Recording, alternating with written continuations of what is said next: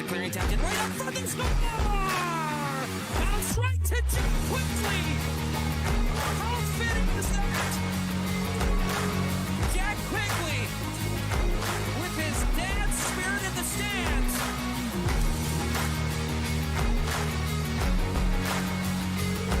Good pass on going through a break.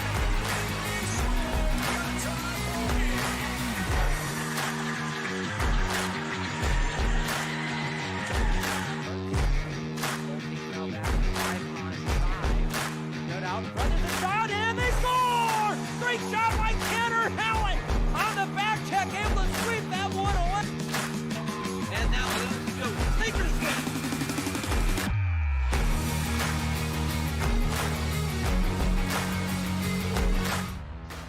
It's another beautiful day for hockey.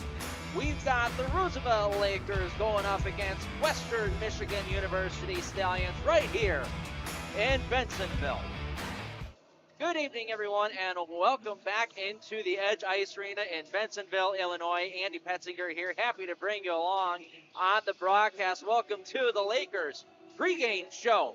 Well, last weekend, Lakers had a fantastic weekend against Robert Morris University of Pennsylvania. It was their very first sweep for the Lakers since last season when they played Western Michigan. They won those games by a score of 6-2 and 4-1. They ran into Kalamazoo last night and had a very good hockey game against Western Michigan. Just did not end up going their way. Let's take a quick look at the highlights. As we get into the first period, we were scoreless for a little bit.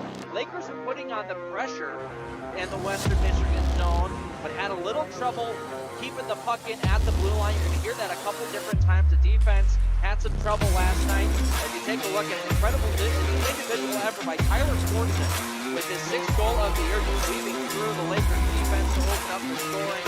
It was 1-0 Western Michigan. That's the way it stayed through one period of play. In the second period, Fortson was not committed. He would pick up his second of the game. As you see once again, a little bit of a poor decision at the Laker blue line, causes a 2-on-1 back the other way.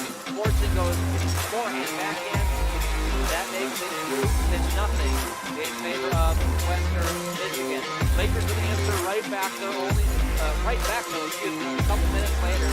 Shot from the blue line goes wide, finds Tanner Howard, throws the puck on net. But when you go to the net, good things happen. That's where Nolan Crozier picks up his own rebound and pots home his second goal of the season.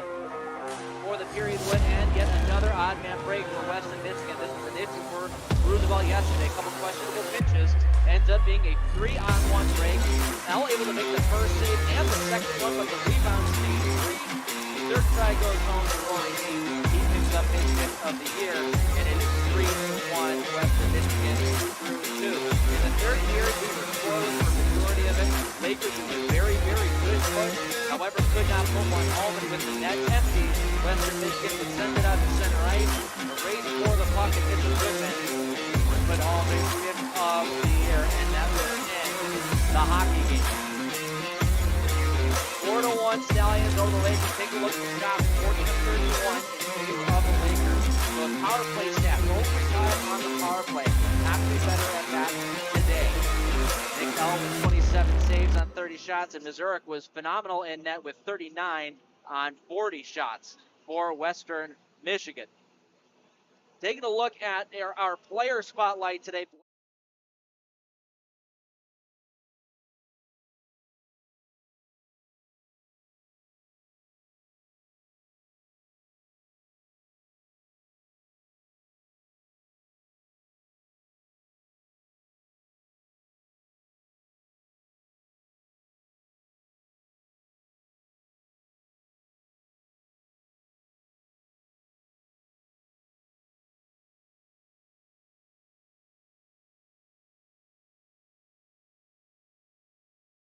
Taking a quick look at the Western Michigan Stallions, what they bring to the table. Tyler Fortson, we mentioned him. 7 goals, 7 assists, and 14 points for Mr. Fortson, all in 6 games. He is leading the way for sure for Western Michigan, and I can guarantee you right now the coaching staff is telling Roosevelt, we got to keep an eye on this guy, maybe double coverage. Rory Niche just behind him. He's got 2 goals and 1 assist versus the Lakers in 3 total games played in his career. He was on the score sheet last night with 1 goal and 1 assist himself. Take a look at your starting goaltenders for the game. Chris Mazurek, same as last night, played phenomenal. 3-1 record now with a .318 goals against average and a .914 save percentage with 1 shutout on the air. And Nick L will get his 3rd start now. .214 goals against and a .924 save percentage. Very good start for the rookie, as he will be starting for a 2nd straight game with Harper Castle, the team's normal starting goaltender, out with an injury. All right, folks, that will just about do it. We are almost ready for Lakers hockey in about 12 minutes' time. We're going to have the puck drop. We're going to send you to a quick break and be ready with Lakers hockey right after this. You're watching Roosevelt Lakers pregame show. From our first day, Roosevelt has been a place for all. Before it was widely accepted, Dr. Edward Sparling stood for social justice. When asked to take a racial and religious census, he simply responded, "We don't count that way." And 62 faculty members walked out with him. Together, they founded Roosevelt University, a place for you to belong.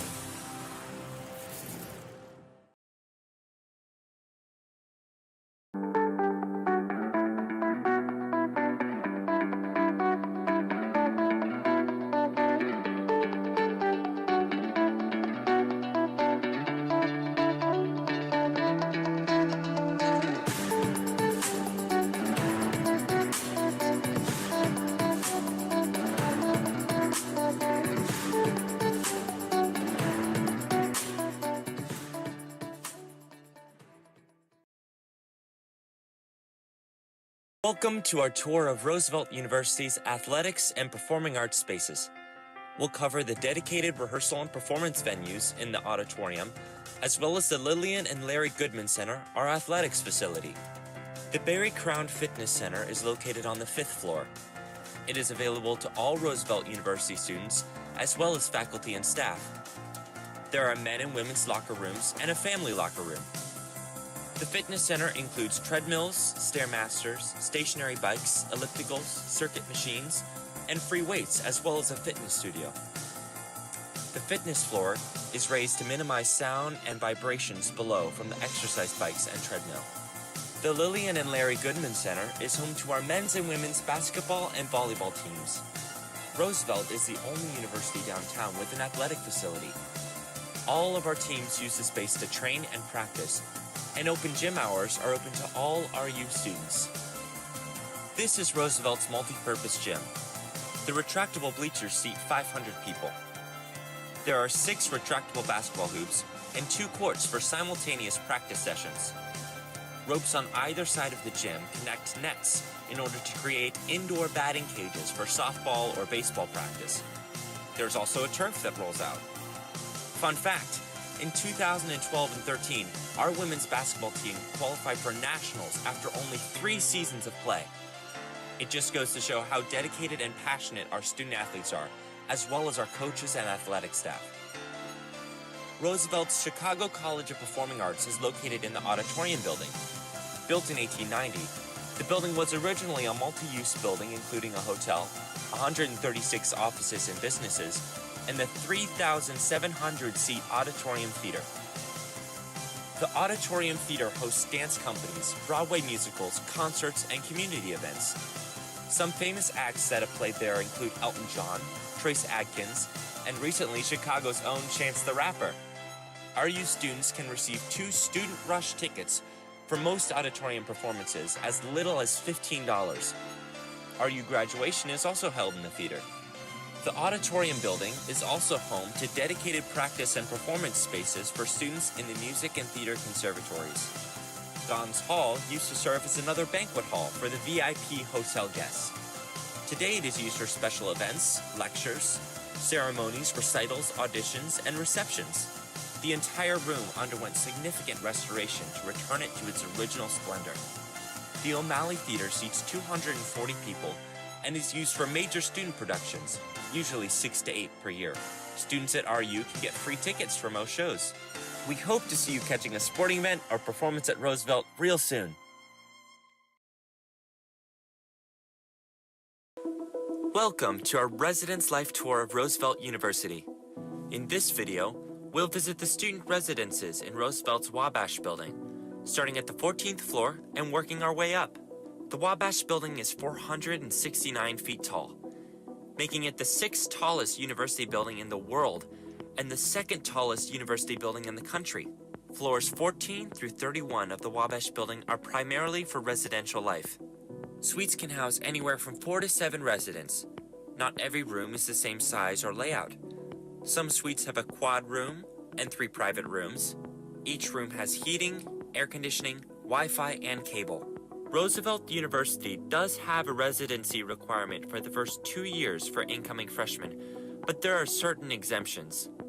National studies show that students that live on campus are more successful academically and feel more connected to the university.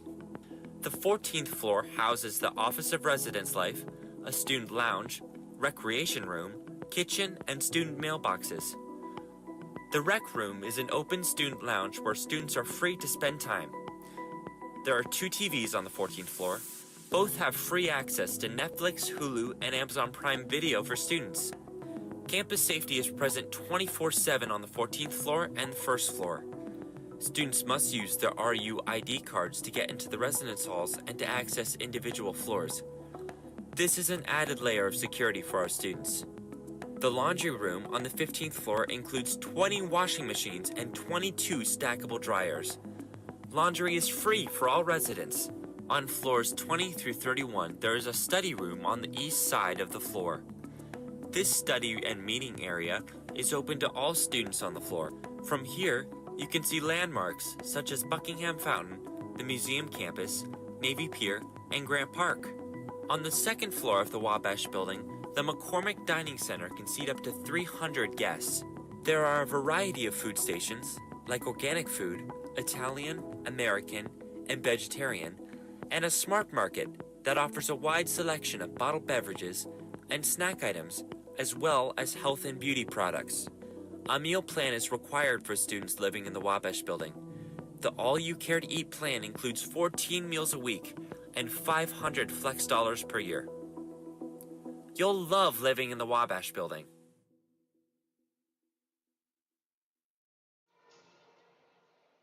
We welcome you back to the Edge Ice Arena as we get ready for puck drop between the Western Michigan University Stallions and your Roosevelt University Lakers. Should be a really good hockey game today. Both teams coming in with the exact same record of 4-2. Western Michigan is 3-0 at home. However, they are 1-2 on the road. 2 of those losses coming against University of Kentucky in pretty large fashion. So a little blown out of proportion there. Lakers on home ice are 2-1. They're also 2-1 on the road. Looking to gain a little bit of momentum going into next weekend, which is going to bring some league games. They'll start out against Hope, a home against Hope. And then they will go to PNW the 1st of November. Hope is 6-1 to start out the season. That's the Hope Division III hockey team that moved up to T1 this year. They won the national championship last season at the Division III level. And they are clearly doing extremely well up at the Division I level as well. PNW having a bit of an off season so far, 4-4 to start out the year. But those games between PNW and Roosevelt, they never fail. They never fail to bring some animosity. So don't let either of those records, Roosevelt record or the PNW record, fool you. That will certainly be an interesting hockey game. All right, let's get to your starting lineups for the Roosevelt Lakers. Kevin Euler, Danny Bazach, and Jack Quigley up front. Ryan O'Connell will be paired up with Tanner Hallett and Nick L. in net. And for the Western Michigan University Stallions, easy for me to say, up front, Ryan Elenick, Garrett Walker, and Alejandro Apud. On the back end, Eli Puckner and Landis Mills with Chris Mazurek in between the pipes. Let's head downstairs to Steve with the national anthem in his version of the starting line.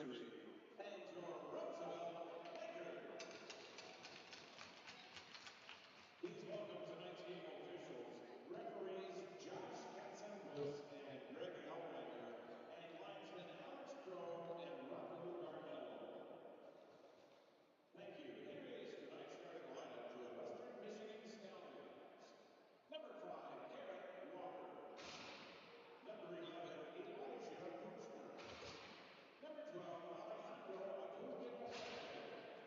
Number 17, Landis Mills.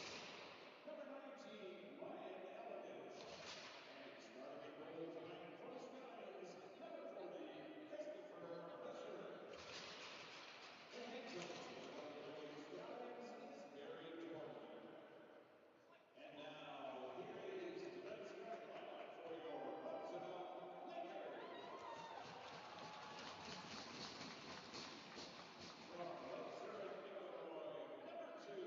Ryan O'Connell. From Lake Zurich, Illinois, number 8, Kevin Dooley. From Bensenville, Illinois, number 10, Danny Lazat. From Beaverdale, Wisconsin, number 28, Tanner Haddam. From Elk Grove Village, Illinois, number 68, Jack Quigley. And starting at goal tonight for the Lakers, from Huntsville, Ontario, Canada, number 70, Nicholas L. The head coach for the Roosevelt Lakers is Billy Carr, and the Lakers' assistant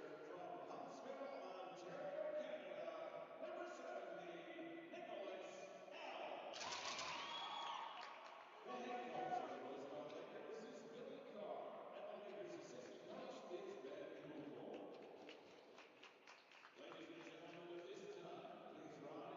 Ladies and gentlemen, at this time, please rise, remove all hats and wraps, and direct your attention to the flag of the United States of America at the north end of the arena. This is our national anthem. Oh, sailing man, you will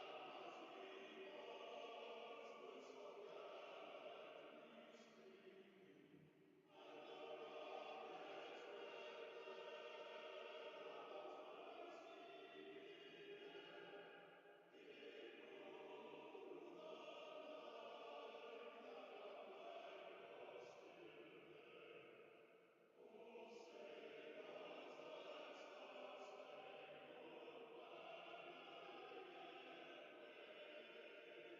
there. Oh, sailors, let's our spangled banner yet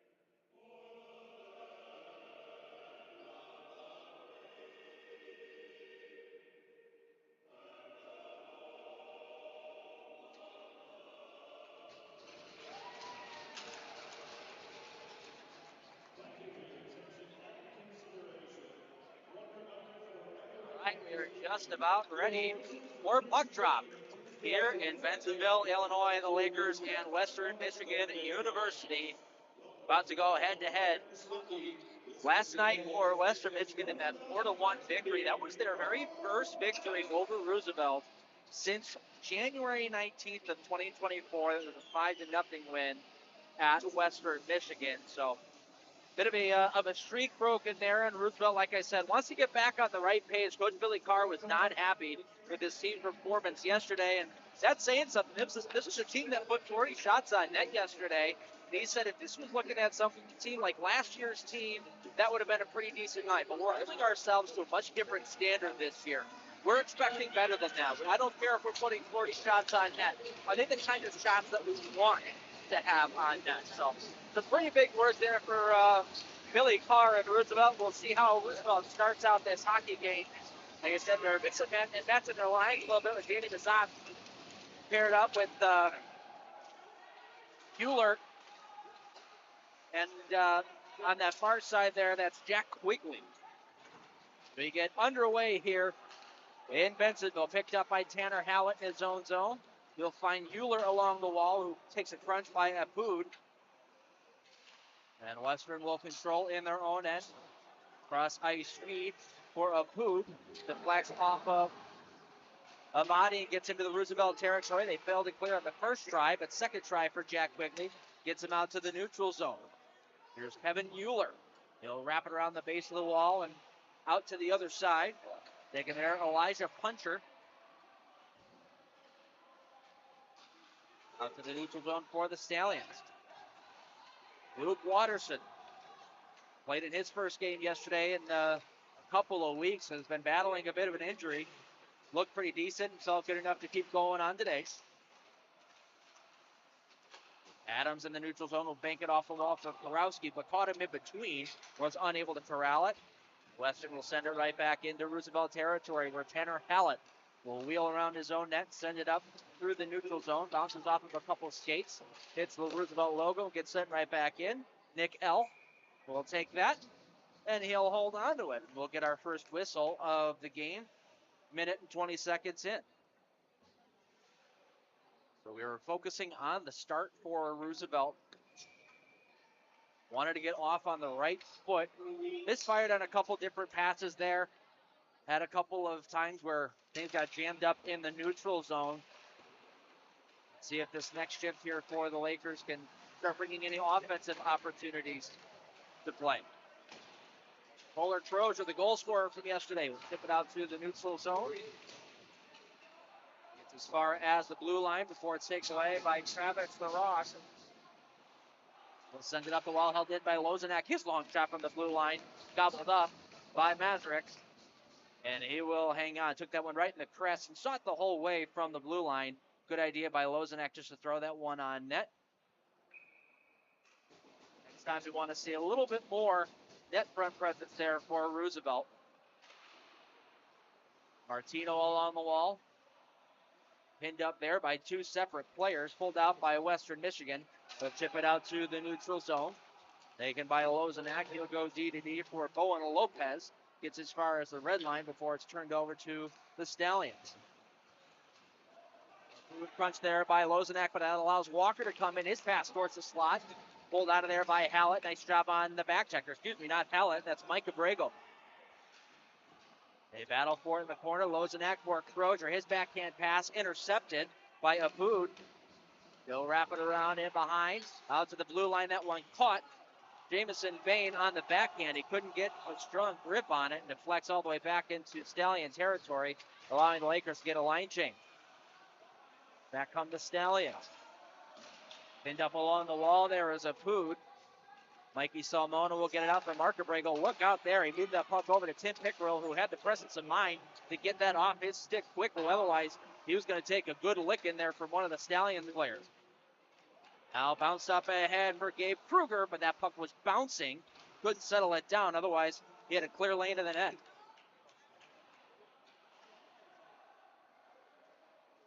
Jamison Bain for Western. Throw it off the base of the wall and out to center ice. Cross ice speed was intended for Brubacher Egner. Rolled away from him, and the Lakers who send it the length of the ice. Not far enough for icing, though, so they'll be able to complete yet another line change. We are nearing the 4-minute mark of this first period. A long wrist shot gets deflected off of a body and wide. Here's Mills. He takes a hit. And out to center ice, there comes Salmona chasing after it. Could not get around Brubacher Egner. Wraps it around the wall and gets it out to center ice, where Quigley will send it right back in. Nearly an odd man break there from the Lakers, but Salmona outraced by Lane Brubacher Egner. Out in front, oh! That pass came off of a Western Michigan stick and went right underneath the skates of Chris Mazurek. That was nearly an own goal for Western. Sent back into Laker territory. Tanner Hallett is there. Throw it up the middle, nobody home, but Goodman for the Stallions. Now Bazach wins a forward battle. Will cut towards the middle. Had 4 Western Michigan players all over him. Couldn't get the shot off. Ryan O'Connell backhands it up the wall. Drake Adams there, unable to get it further than the Stallions' blue line. Hallett will control once Lauren hit Karowski. He braces for a check as he tried to move that to the middle for Adams. Rolled off the end of his stick. Now it comes back to O'Connell. He'll hit Karowski on the far side. A move around a check, a puncher, or Puckner, excuse me, did not work, and Puckner will send it the length of the ice. O'Connell there to take for the Lakers. Got it up to Adams, who was stopped quickly there by the Stallions. Stallions are gumming up the neutral zone pretty nicely, not allowing Roosevelt any skating room through center ice, causing turnovers here left and right in the first 5 minutes. Poked up the wall by Watterson. Shot by DePoit was easily seen there by L, and he will hang on to it. 14:34 left to play in period number 1. We stay scoreless. Like I said, most of the play for Roosevelt coming through the neutral zone, unable to really get much farther than the red line before they're converged on by the Stallions. So unable to get much going to this point. Cleared up the wall and bounces into Western Michigan territory. Linesman deemed that Stallions defender could have flayed that. That was Brubaker Egner. So icing waved off.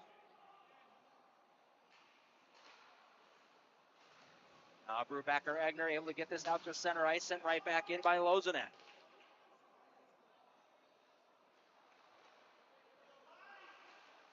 Cleared up the wall. Tyler Fortson escapes a check. Fortson with 2 goals yesterday. As the puck here in the neutral zone, that pass was at his heels. Couldn't really corral it and get moving. Picked up by Kohler Croger, and he'll backhand it in. As Lakers get 4 men off on a line change. Taken right back again by Tyler Fortson. He's kept to the outside. Mike Abrego misses a check, cuts to the middle. Now does Fortson his wrist shot. With block on the way through. Finds its way back to Fortson. He scores. Boy, just an unfortunate bounce there for the Lakers. The pass was blocked. And it went right back to Fortson, who had a wide open net. And just 6.5 minutes into the first period, Western Michigan picks up the first goal of the game.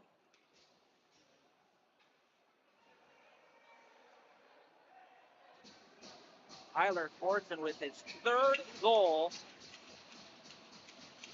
of the weekend. His 8th total on the season.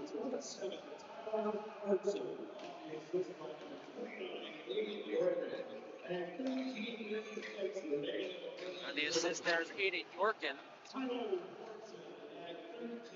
A broken play leads to a goal for Western Michigan, and the Lakers find themselves down by 1 here in the first period.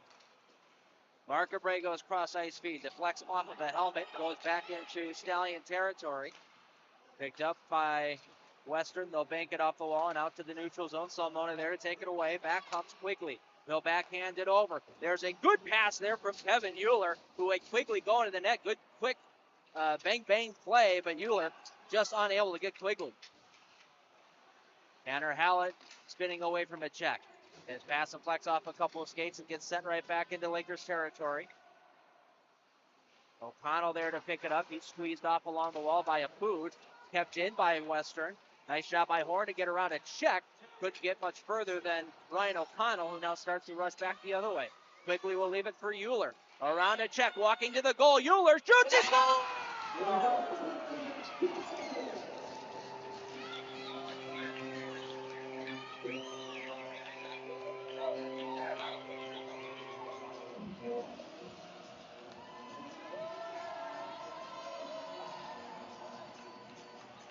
Kevin Euler, who was held off the score sheet last night for the very first time all season, picks up right where he left off and ties this game. 1 minute and 16 seconds after Western took a 1-0 lead. Kevin Euler with his 3rd goal of the season.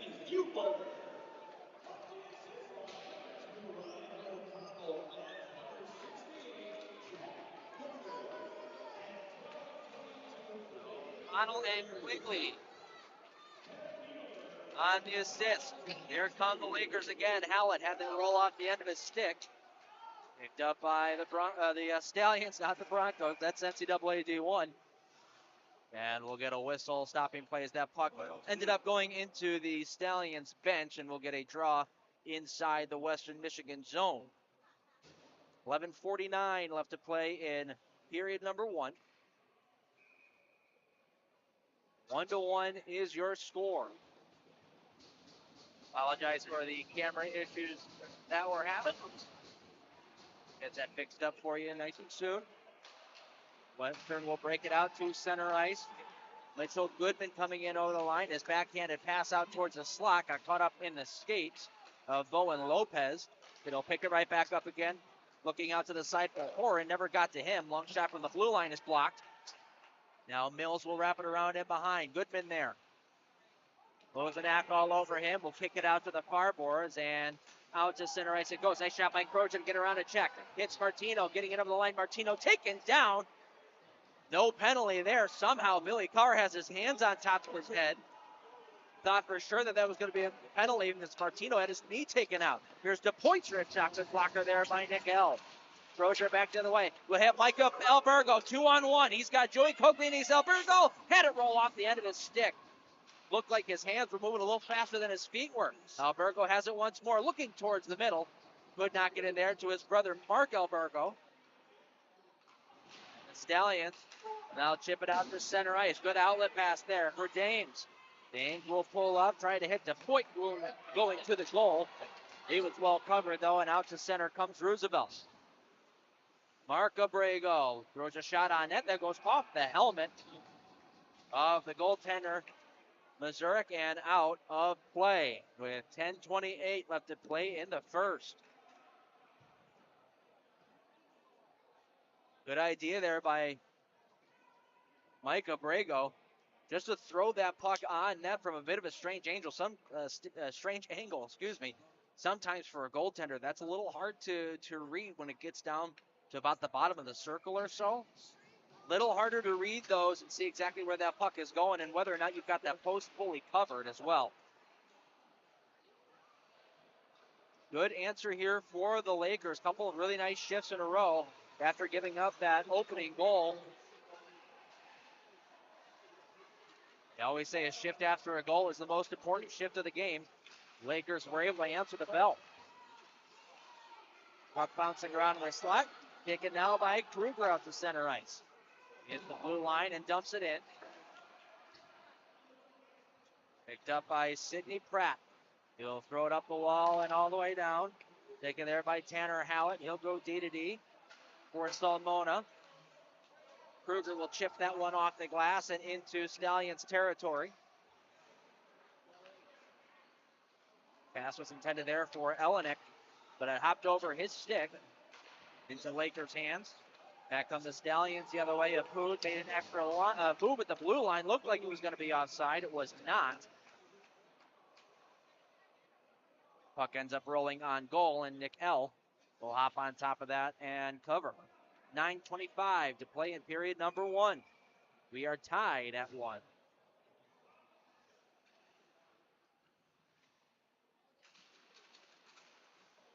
Off the face-off. Hallett unable to really corral that and get that where he wanted it to. It looked like he wanted to go in behind the net to his partner O'Connell, but couldn't really get the ears on the puck. Lakers still get out to center ice anyway. Quigley over the line, just offsides as Danny Mazach was heading toward the goal. Quigley may or may not have made an extra stick handle there at the blue line, forcing Mazach offside.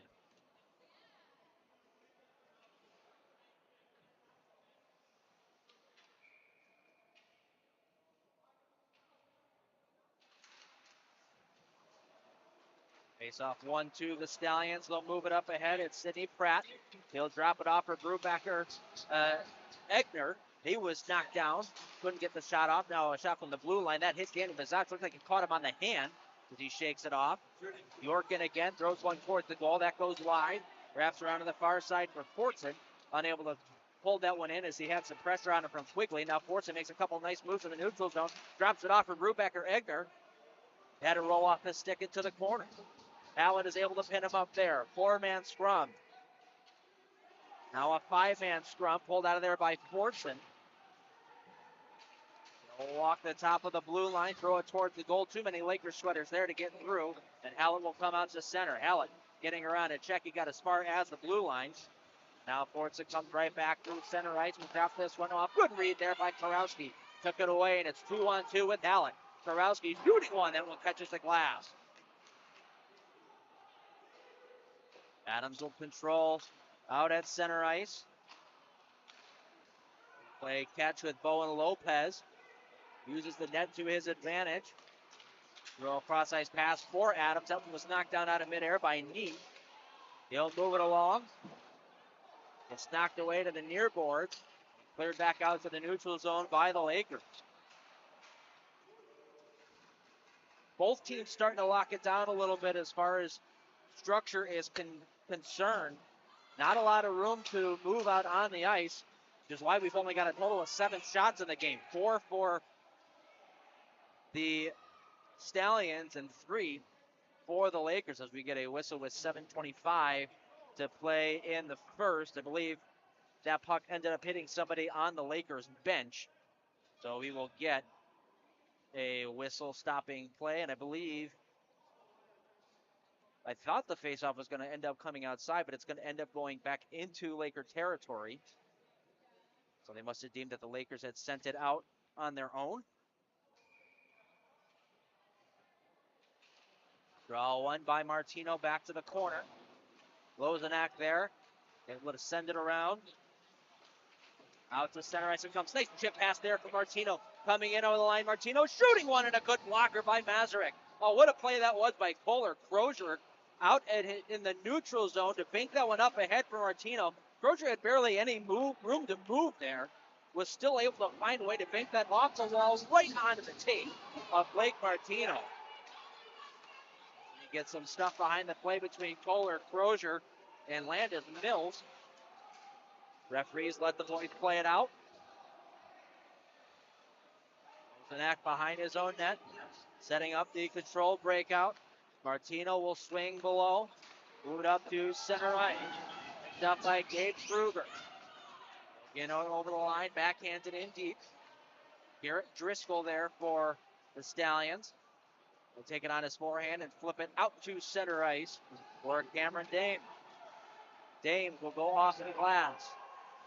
Stallions in the middle of the line change, so he decided I'll get this one in deep and go for a change myself. Then right back in by the Stallions from the neutral zone. Mark Abrego there to wrap it around. Kruger tried to chip that one out, but whiffed on it. Held in, pass out in front. Brubaker Egner unable to get the shot off. Gets it right back in the corner. Has a man in the slot. Misses him. Goes out to the blue line. Brister. Good shot, stop there by Nicholas L. Jamison Bain let that one go from the blue line. All poked up ahead. One-handed play. Kruger able to get this one out to the neutral zone. There's Tim Pickerel. He'll get that in deep and clear. Nice job of one-handed play there. I believe it was Mark Abrego to move that along to Gabe Kruger, and Kruger helped get that puck out. Back the other way, Tyler Fortson, ever dangerous on the forehand. Shooting one, kicked out by L. He can move and he can shoot. Here's Bain walking in, around and check to the backhand. Throws it on net, and a save made by L. Rebound bounces around in the slot. They hack at it. Finally, L able to get on top of it and get a whistle.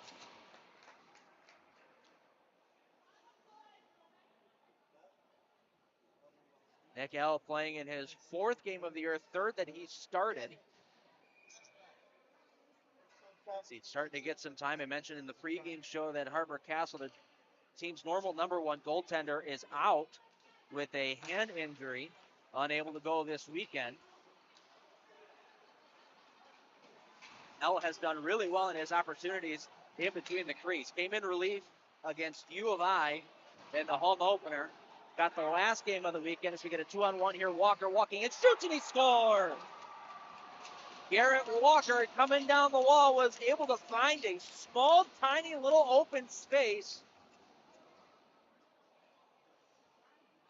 between the glove and the pad of Nicholas L.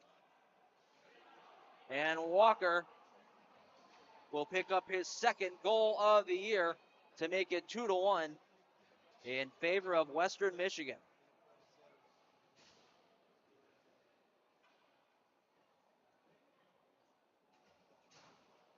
Isn't that how it always goes? I was just singing the praises of Nick L. And a sharp angle shot finds its way into the back of the net.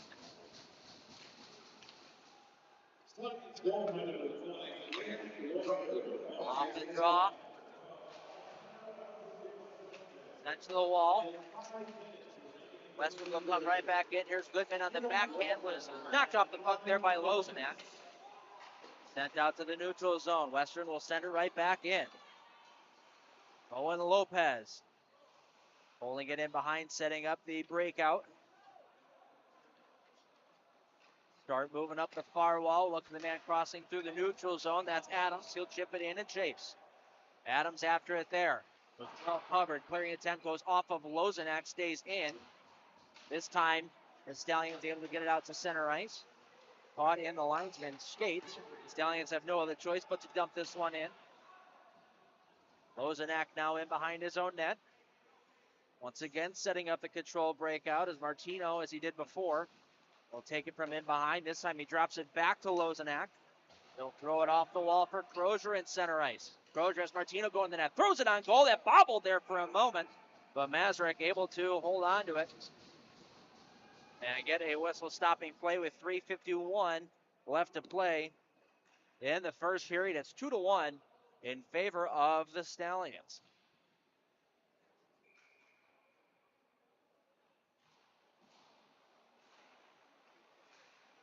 Face off taken by the Lakers here. It's Martino. He'll send it in behind the net. Crozier there. Tried to go up the wall with it, but went right off the referee's skates. And the Stallions will go ahead and clear. Tough luck there for the Lakers as Crozier was trying to come out to the blue line, but went right into the skates of the referee who was along the wall. Abrego lost an edge as he gained entry to the Stallion zone. Stallions will clear out to center ice. Rolling puck settled down. Picked up by the Lakers. There's a bit of a hack and whack festival there at the far circle. Now Salmona over the line. Fires one towards the net. Sent wide of the goal. Mikey Salmona likes playing against Western Michigan. He's got 2 career goals in his 2+ years playing at the ACHA level. Both of them came in the same weekend last year against Western Michigan. So Mikey Salmona, typically a defensive defenseman, turned on Bobby Orr's status last year when he saw Western on the schedule. Just shot on next, good save there by Mazurek.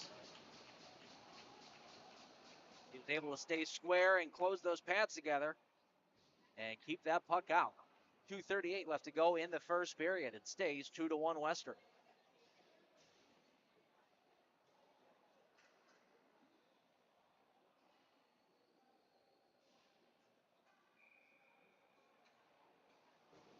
Face off to the left of Mazurek.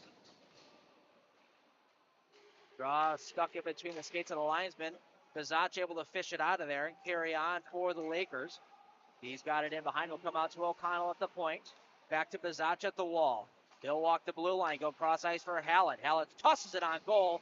Gobbled up there by Mazurek, who will hang on. Good shot there once again by Lakers defenseman.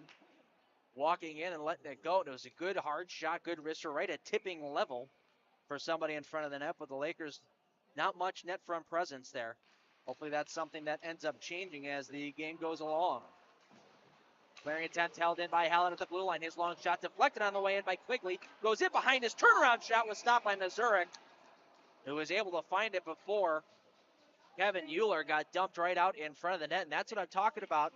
That was a moving screen there from Jack Quigley, who was able to get a stick on that puck, deflected it in behind, and it nearly bounced right back out again to Quigley on the opposite side. So just throwing some bodies in front of the net, trying to get some redirections. Not a bad choice. There's Hallett's one shot at the blue line.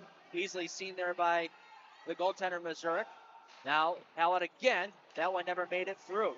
Hallett, $3 for $1. Could not get that puck to settle down, and cleared out of there by the Stallions. Euler there, hitting Bazach. He'll drop it off for Tanner Hallett over the blue line. Hallett holding on to it, pass out in front, nearly bouncing off of a leg. Picked up in the corner by Tanner Hallett, who's having himself a whale of a shift. Captain of the Roosevelt Lakers. Long pass, that one was red, picked off by Watterson. He'll come in, Watterson dropping it up, Kurowski! Big save made there by Missouri. We thought that shot was gonna come high, stayed on his feet, and had that one hit off to the edge of his pad, it looked like, and it rolled just wide. In his own end, Bowen Lopez. Goes cross ice for Hallett. Near the end of his shift, couldn't get that puck to settle. Sent in by the Lakers. Clarions have business. Everybody will go all the way down. Icing is going to be called here against Western with 55 to go on the clock. So a good end to the period here for the Lakers. If they're able to cash in with under a minute to go, they'll get some serious momentum heading into the locker room.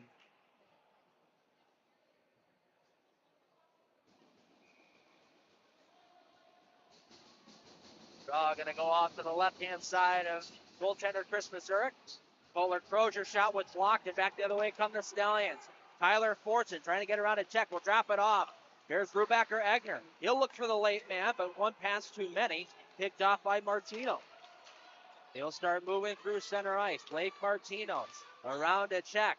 Will drop this one off. Was looking for Mike Abrego, but Abrego was behind the play. Now Lozenak shot redirected on goal. Good stop by Mazurek. Martino looking in front. Pass was blocked. Send it back in behind. Stallions will wrap it around, not out. Lopez keeps that one in. Deflects off of the stick of Martino and goes up and out of play with 18 to go on the clock. One more line change here for both squads. Lakers will go with Bazach, Quigley, and Euler up front with Salmona and Hallett on the back end. Bazach pushes this one forward, quickly after it in behind. Holding on to the puck, has a man draped all over him. Gets around the check, shooting one goes off the side of the net. Clarions have held in by Hallett, throwing it towards the goal. Save made by Mazurek. He'll hang on with 3.9 left to go in the period. Good idea by the Lakers there.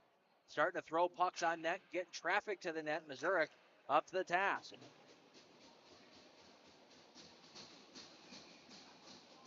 .9 on the clock. Puck 1-2. The Stallions will send it back to the boards, and that will end your first period of play. Pretty decent period overall. Couple bumps in the road. First 5 minutes were not necessarily what the Lakers were hoping for. Ended up giving up a goal at the 13:36 mark to Tyler Fortson on a bit of a broken play. Found the puck on his stick and had a wide open net. Easiest goal he'll score all year long, minus any empty netters. And then a minute 16 seconds later, or pardon me, a minute 14 seconds later, Lakers would get it back with Kevin Euler on a beautiful individual effort, able to deke out the goaltender Mazurek, go upstairs for his third goal of the year to make it 1-1. And then with 5 minutes to go in the period, a sneaky shot by Garrett Walker was able to beat Nick L underneath the glove in between the pads. And that is how our period will end. We'll be back with the second period of play right after this. You're watching Lakers Hockey TV. From our first day, Roosevelt has been a place for all. Before it was widely accepted, Dr. Edward Sparling stood for social justice. When asked to take a racial and religious census, he simply responded, "We don't count that way." And 62 faculty members walked out with him. Together, they founded Roosevelt University, a place for you to belong.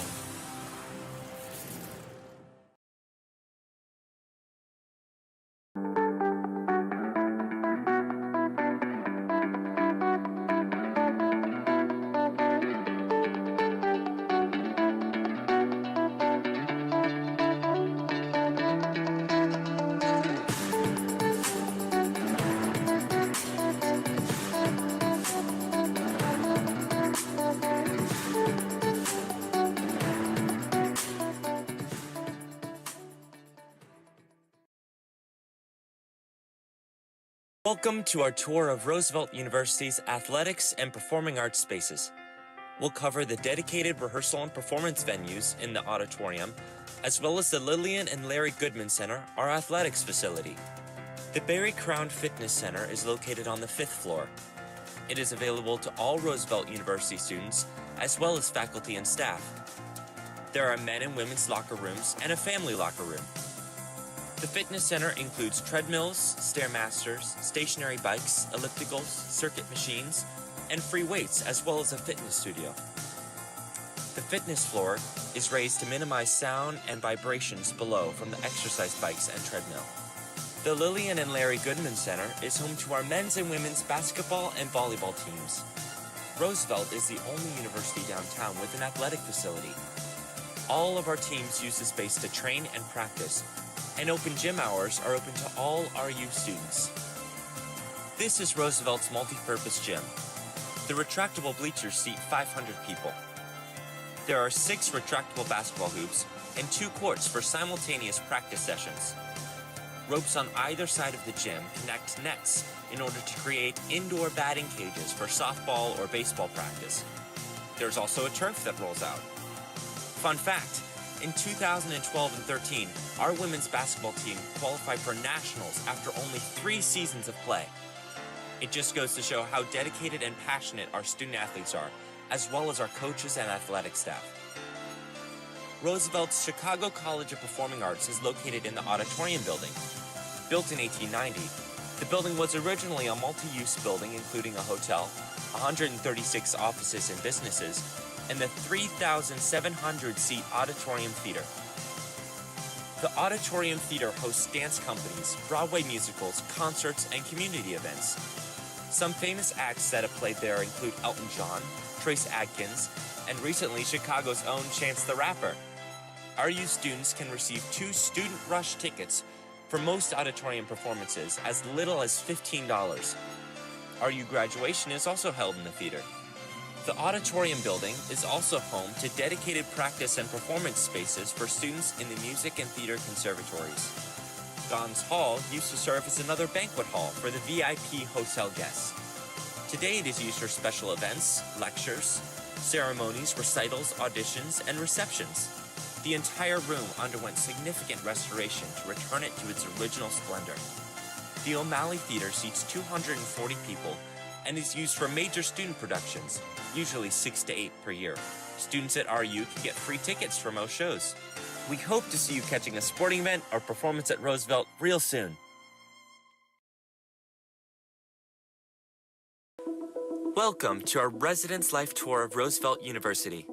In this video, we'll visit the student residences in Roosevelt's Wabash Building, starting at the 14th floor and working our way up. The Wabash Building is 469 feet tall, making it the 6th tallest university building in the world and the 2nd tallest university building in the country. Floors 14 through 31 of the Wabash Building are primarily for residential life. Suites can house anywhere from 4 to 7 residents. Not every room is the same size or layout. Some suites have a quad room and 3 private rooms. Each room has heating, air conditioning, Wi-Fi, and cable. Roosevelt University does have a residency requirement for the first 2 years for incoming freshmen, but there are certain exemptions. National studies show that students that live on campus are more successful academically and feel more connected to the university. The 14th floor houses the Office of Residence Life, a student lounge, recreation room, kitchen, and student mailboxes. The rec room is an open student lounge where students are free to spend time. There are 2 TVs on the 14th floor. Both have free access to Netflix, Hulu, and Amazon Prime Video for students. Campus safety is present 24/7 on the 14th floor and the 1st floor. Students must use their RU ID cards to get into the residence halls and to access individual floors. This is an added layer of security for our students. The laundry room on the 15th floor includes 20 washing machines and 22 stackable dryers. Laundry is free for all residents. On floors 20 through 31, there is a study room on the east side of the floor. This study and meeting area is open to all students on the floor. From here, you can see landmarks such as Buckingham Fountain, the Museum Campus, Navy Pier, and Grant Park. On the second floor of the Wabash Building, the McCormick Dining Center can seat up to 300 guests. There are a variety of food stations, like organic food, Italian, American, and vegetarian, and a smart market that offers a wide selection of bottled beverages and snack items, as well as health and beauty products. A meal plan is required for students living in the Wabash Building. The all-you-care-to-eat plan includes 14 meals a week and 500 flex dollars per year. You'll love living in the Wabash Building.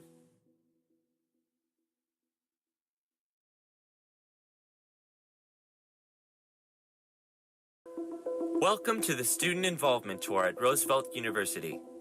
In this video, we'll explore the spaces on campus for more than 50 student organizations. The Chicago campus is in the South Loop Educational Corridor, where about 60,000 students attend school. Roosevelt's total enrollment is about 4,500 students. 60% are undergraduate students, while the remaining 40% are graduate or doctoral students. Not only are there endless opportunities for students in a city like Chicago, but history has literally happened right outside our doors.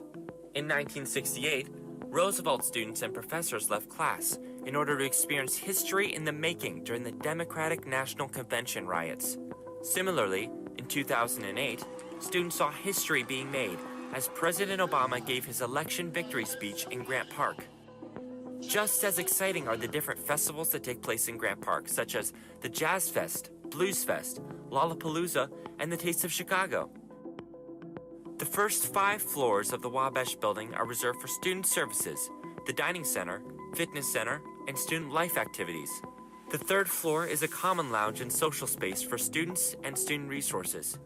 It includes a pool table, foosball table, and a TV lounge with Netflix. It also has spaces for different student organizations. The Center for Student Involvement supports student organizations, leadership development, community service, and new student orientation. There are over 50 active organizations to get involved in, including academic and cultural clubs, as well as Greek life.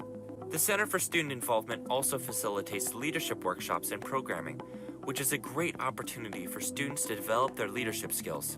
Roosevelt University reinstated its athletic program in 2010. These teams currently compete in the NAIA Chicagoland Collegiate Athletic Conference. These teams include men and women's basketball, baseball, softball, men and women's soccer, men and women's tennis, men and women's volleyball, men's golf, men and women's cross country and track and field, football, men and women's bowling, and men and women's ice hockey. Roosevelt also offers intramural and recreation programs that are open to students, faculty, and staff. Other opportunities include competitive cheerleading and dance, performing arts, and the emerging realm of esports. We can't wait for you to get involved.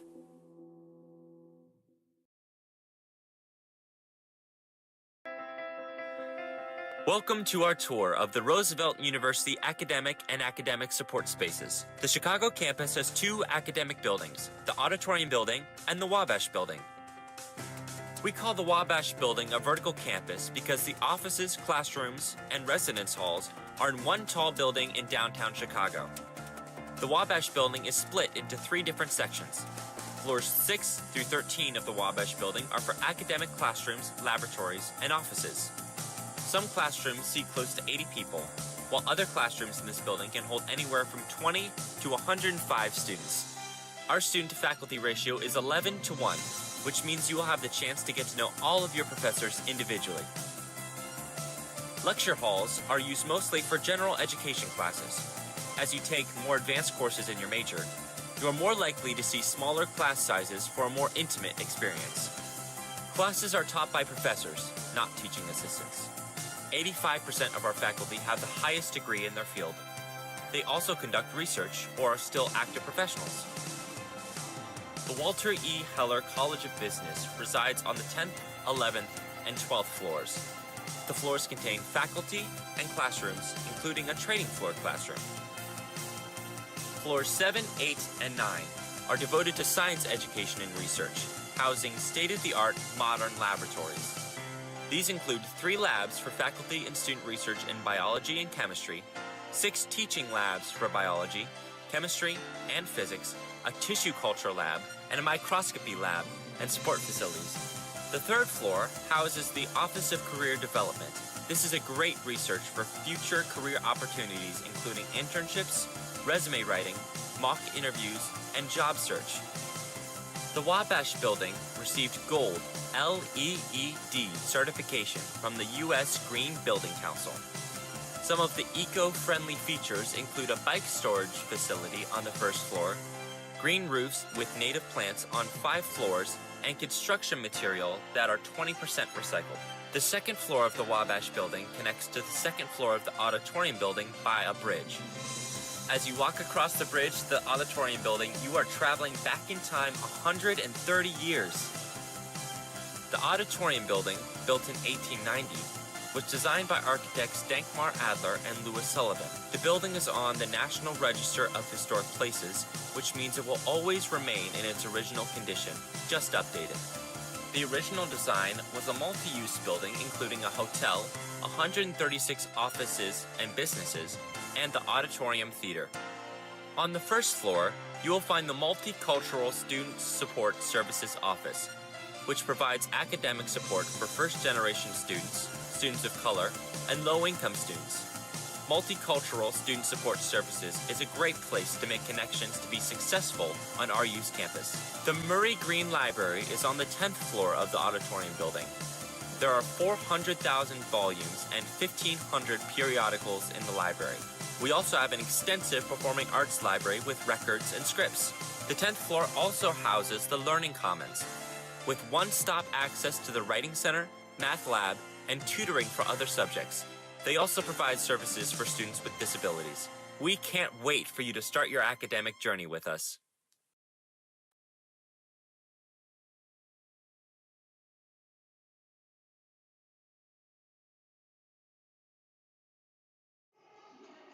About ready for period number 2. Western leads it by a score of 2-1.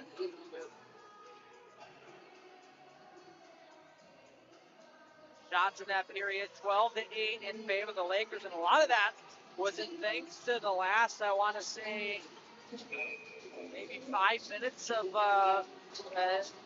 5 to 3 minutes of play, where a lot of that came into effect for the Roosevelt Lakers. So a good end to the period after giving up a goal to make it 2-1. Let's see if the Lakers can keep it going here in the second period as the puck is dropped. ACHA is able to pull it out from in between the linesman's skates. Get it over for Quigley, who will dump and chase. Quigley in behind the net. We'll push this one along for Euler, looking out towards the slot. That pass was blocked. Nobody home anyway for the Lakers. And the Stallions will go ahead and clear. Mills from his own blue line will toss it off the glass. O'Connell there to pick it up. He'll go D-to-D for Tanner Hallett. Cross ice feed finds Danny Bazach with some skating room. He's got Quigley going to the net. Bazach trying to gain entry towards the center of the ice. Had to roll off the end of his stick right when he was looking to let go of that puck. Taken away by the Stallions, who send it all the way down. And we'll get our first whistle of the second period. An icing call on Western Michigan. And after the officials talked about it with one another, they're going to say that this was not an icing, so the faceoff's actually going to come to the neutral zone, and Billy Carr for the Lakers, not really thrilled about that call.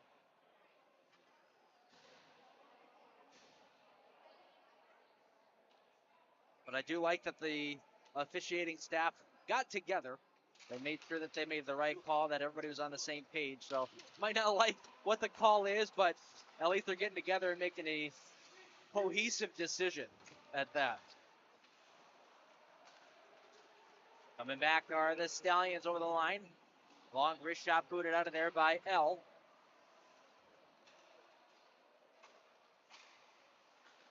Western will go D-to-D in their own zone. Thorhog. Cross ice pass would come out to Fortson. Looking for the man driving toward the net. Looked like that was Brubaker Egner, but it bounced over his stick. Lucky bounce there for the Lakers. Not done though as Fortson. Got it knocked off of his stick, and the Lakers come back the other way, 2-on-2. Porowski entering the zone, holding on to it, trying to drag around a check, lost control of it. Cleared out of there by the Stallions, and Salmona.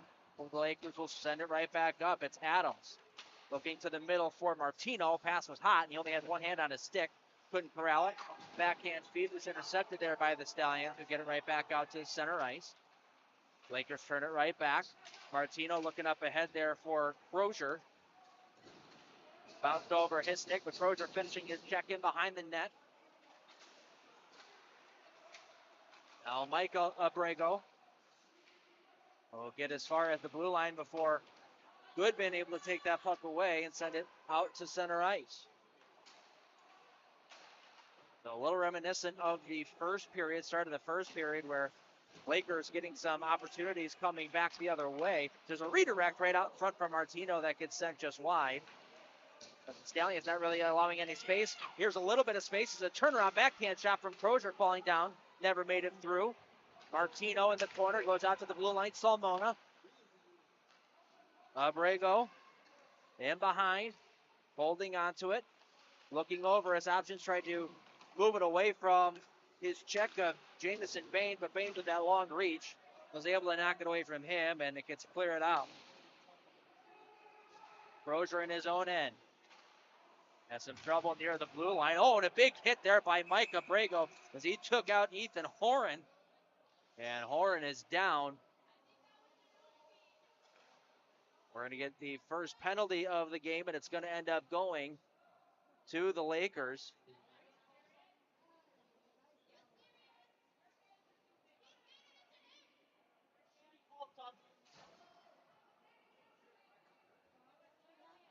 Still trying to catch his bearings as Ethan Horan. Starting to get to all fours as the training staff now finally making their way out. Require a little help getting back to the bench. That was a open ice hit, and I'm pretty sure that Mike Abrego had thought that Ethan Horan was going to pick up that puck. That's why that hit had come. He had him lined up from a mile away. He was anticipating that Horan was going to catch that puck.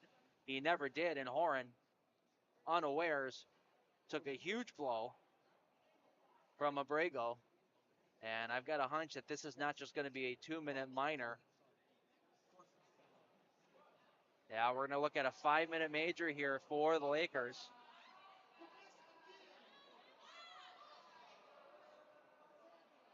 Lakers fans don't like it.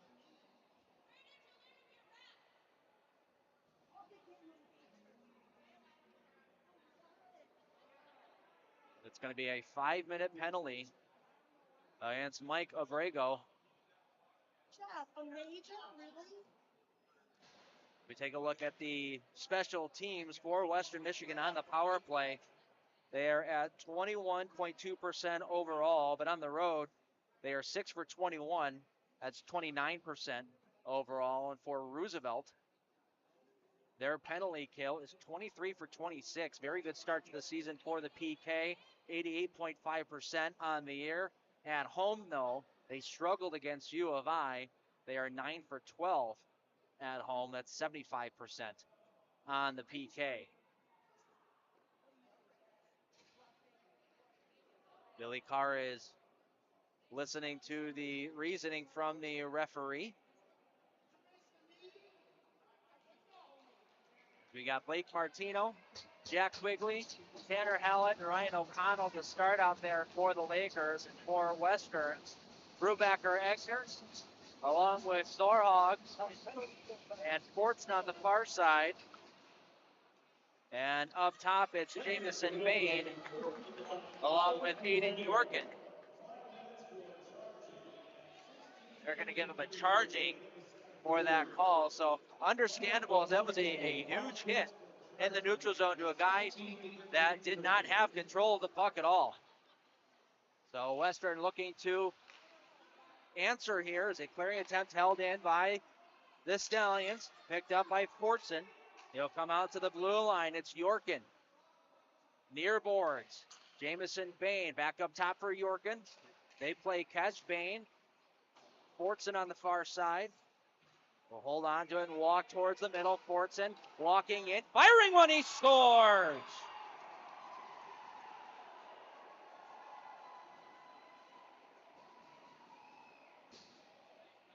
A lot of space for a sharp shooter, and he did not miss his mark, and Fortson picks up his 9th goal of the year, his fourth, of the weekend. And because it is a 5-minute major, Western will stay on the power play.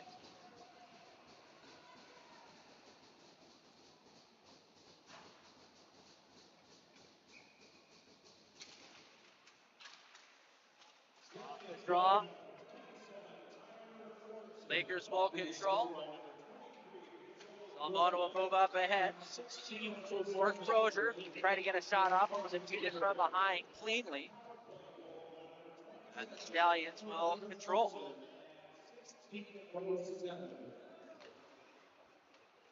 Out to center ice they come. Elijah Puckner. Will drop it off to Gonzalez, cross ice feed. Comes back up to Puckner at the blue line. Elenick here on the near side. Gonzalez to Puckner. Elenick, his slap shot deflects off of Danny Bazach, who goes down to one knee and out of play.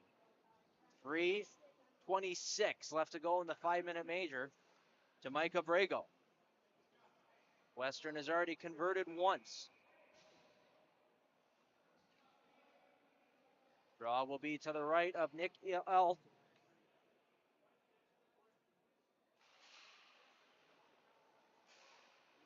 Off the face-off, gets pushed out to the blue line. Bain there.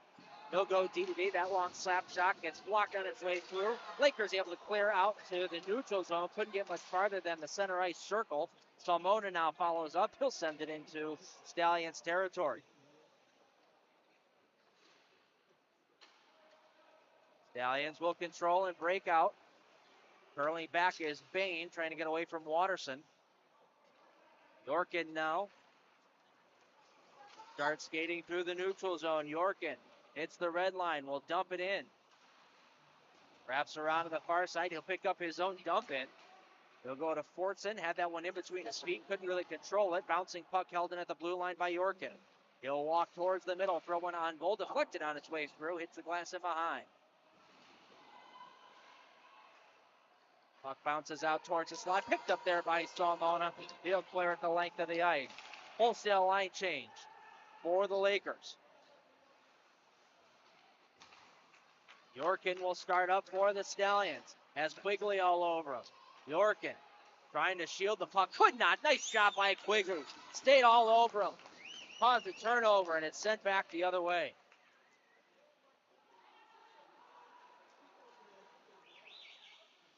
Now Puckner in behind his own net.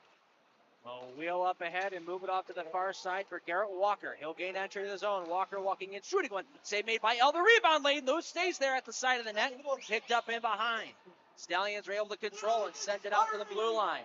Elenick keeps the play alive. Down low it goes. Pass out in front. Good paddle down there by L. Intercepted that pass, and Hallett sends it the length of the ice. 1:30 left to play on the penalty to Micah Brago. Cross ice speed right onto the stick of Apude. Apude looking towards the middle. Nice job by Howland, able to read that pass and deflect it out to center ice. Puckner will start right back in. Could not hold. And it's going to end up being an offsides on the Stallions with 13:07 to play in the second. So a very good kill here for the Roosevelt Lakers. Doing a nice job of not allowing many shots on net and really getting on top of the Stallions early and often. Not allowing them to get set up in the offensive zone at all. And good, strong clears as well. There's nothing worse than being on the penalty kill, especially in the second period with a long change. Getting a poor clear, most likely on the backhand. That usually leads to some very, very bad things in your own zone. Fortson on the forehand will wheel around. Salmona loses his stick, will chase after it. Shot from the side here from Bain. Catches the glass. Salmona now picking up that stick. Will send it off the boards and out.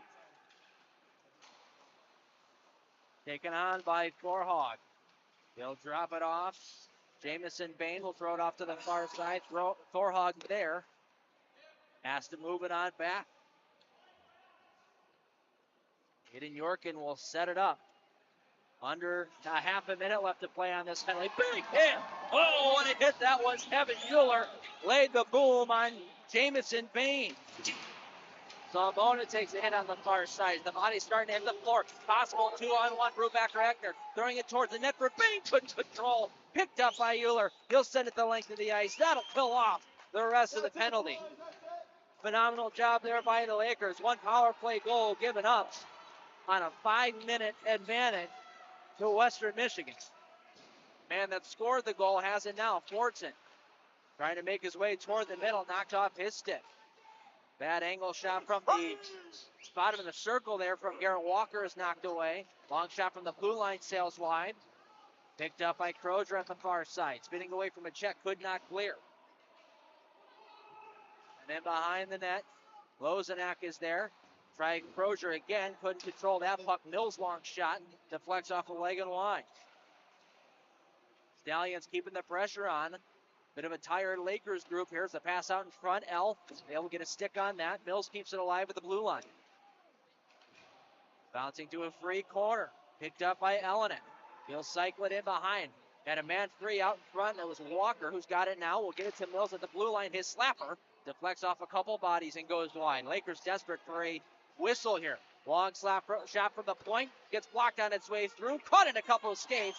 And Michael Abrego, out of the box. Coming back the other way. His wrist shot was dulled down by Huckner. Did not allow it to get to the net.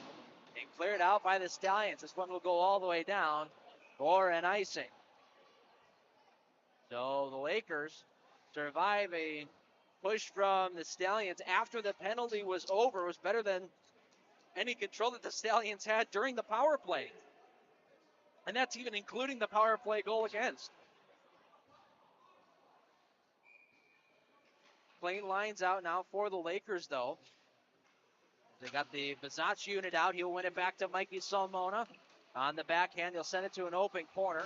Euler there throws a check, but nice job taking a hit to make the play by Huckner. He was able to get it out to center ice. Out niche in the neutral zone for the Stallions. He'll dump it in deep. Wrapped around to the far side. Mark Abrego there. One-handed that one up for Euler. Saw the man breaking out in the neutral zone for Quickly. That was about 15 feet too far ahead of him. Abrego will curl. Hit his partner Salmona up ahead for Quickly. That one on the tape. Able to gain entry to the zone, but will quickly knocked to the ground there by Sidney Pratt. Abrego has to wait for Quigley to get back on site. He does, and he throws it to that open corner where Quigley, oh, what a hit. He threw the corner. Knocks the puck loose. Goes to Euler. Trying to get a turnaround shot, but his stick was all tied up. And the pass out to the blue line goes out to center ice. Quigley unable to get control, but Karowski unable to keep that in at the blue line. Delayed offside here as the Lakers now finish out a line change. With under 10 minutes to go in the second period. Look out the crowd. That one goes out of play. Things starting to pick up a little bit here as far as energy is concerned. A couple big hits for the Lakers. Saw Jack Quigley lay the boom in the corner there. And pop the puck free. Lakers down by 2 here, halfway through the hockey game. And if you know this team at all, they are not at all disheartened by being down by 2 goals here in the second period. This is a team that knows that they can start potting goals left and right as soon as they start to get the fire burning. Adams will wrap this one in behind. Karowski pinned up along the wall. Needs a little bit of help there from Adams. Pops free to the far side. Karowski gave that one away to Luke Rutta. Clearing attempts here for the Stallions. Comes right back to Grutta. He'll start coming out to center ice. Nice job on the back check there. That was Luke Watterson who stripped that away. Now back comes Kurowski over the line, shooting one on net. That's gobbled up and held by Mazurek. According to the shot clock, that is the first shot on net for the Lakers in this period. Granted, they had a 5-minute penalty that needed to be killed off, but certainly need to start finding ways to get more rubber on net. If there's a hit in behind, fans wanted a call. They're not going to get one. Gets chipped around O'Connell. After it is Brubaker Egner. He and O'Connell go barreling into the boards. Pops free. Tanner Hallett will start the rush back the other way. 2-on-3. He's got Mike Abrego. Hallett will throw it on net. Kicked out of there. Abrego, the shot from a bad angle. Also stopped. Throws it out towards the slot. No one home for the Lakers. And Brubaker Egner right back around O'Connell. Taken down. Are we going to get a penalty? We are not. Boys are allowed to play here for the most part. There's been a couple of questionable plays that could have led to calls on both sides, and now we're going to get a penalty. Once again, this is going to go on Abrego, as he took down his man below the goal line.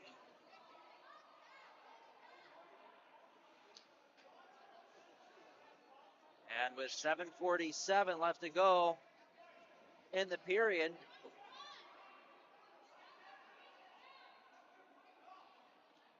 Lakers will find themselves down a man once more.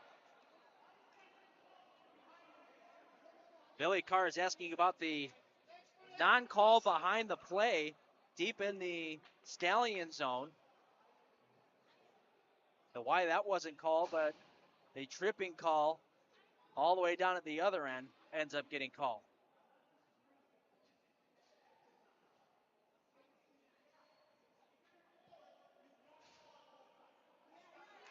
Billy Carr is certainly not happy, telling the referees, you got to call it both ways. Only been 2 penalties in the game, but it's been a 5-minute major to Abrego and now a 2-minute minor. And the Lakers certainly a major penalty kill here. We absolutely do not want to go down by 3 on another power play goal. This one gets cleared all the way down. Good start to the penalty kill for Roosevelt. We're now technically 1 on their PK today. As the Stallions got a goal on their first power play. Dropped off to Elenick. Jam play from the side of the net. That was from Rory Nee. Was stopped by L. Not only that, but the net was knocked off its mooring, so we got a whistle stopping play. Draw will stay inside the Lakers zone to the right of L.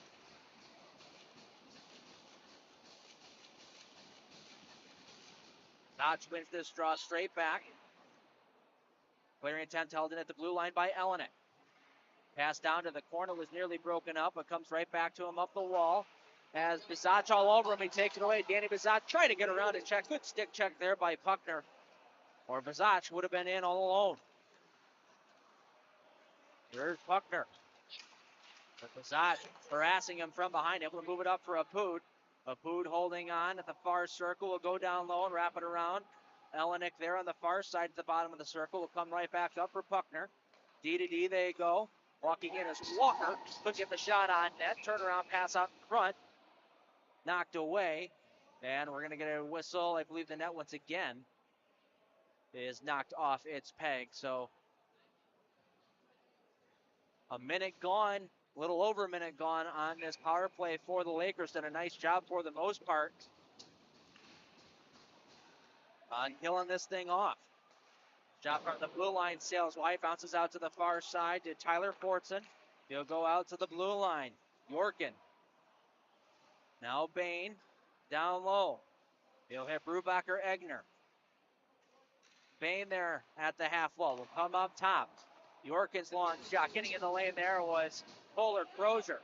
Clearing attempt rides around the base of the wall and gets out to center ice. Lucky break there for the Lakers. Fortson has it in the neutral zone. will enter on the far side. Holding on to it, bad angle shot. Salmona got a stick on that. Sending it out of play as the Lakers just about 10 seconds away from killing off this penalty. Final kill unit that they have out there is going to be Martino, along with Quigley, and Hallett and O'Connell picking up the back end.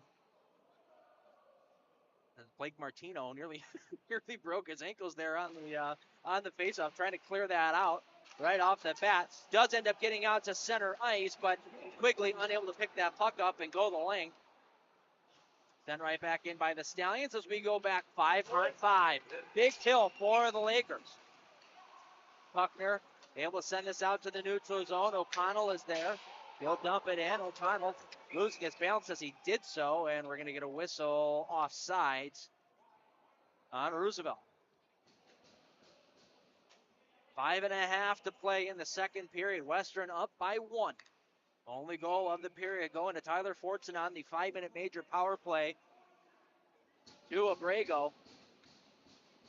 Picks up his second of the game, 4th of the weekend, and 9th on the season. As Fortson just putting on a show here as we get an offsides on the Stallions this time.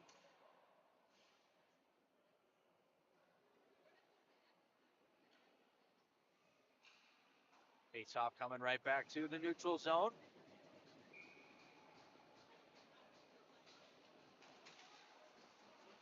Face-off 1-2 to the near boards here by the Stallions. Backhanded in deep. Hallett after it there and behind his own net. Tanner Hallett protected the puck enough to leave that there for Martino. Martino didn't see any options he liked. Curled and goes off the wall for Mike Abrego.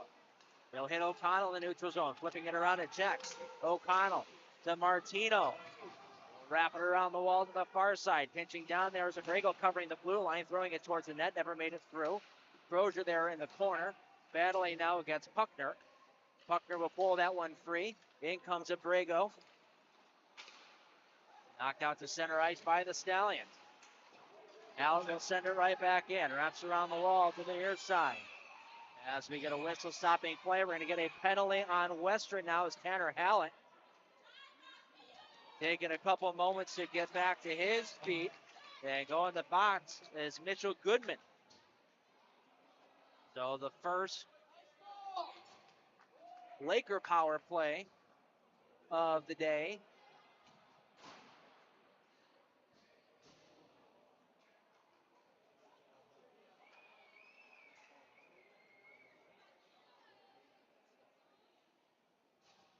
Taking a look at the numbers, Lakers on the power play overall 2 for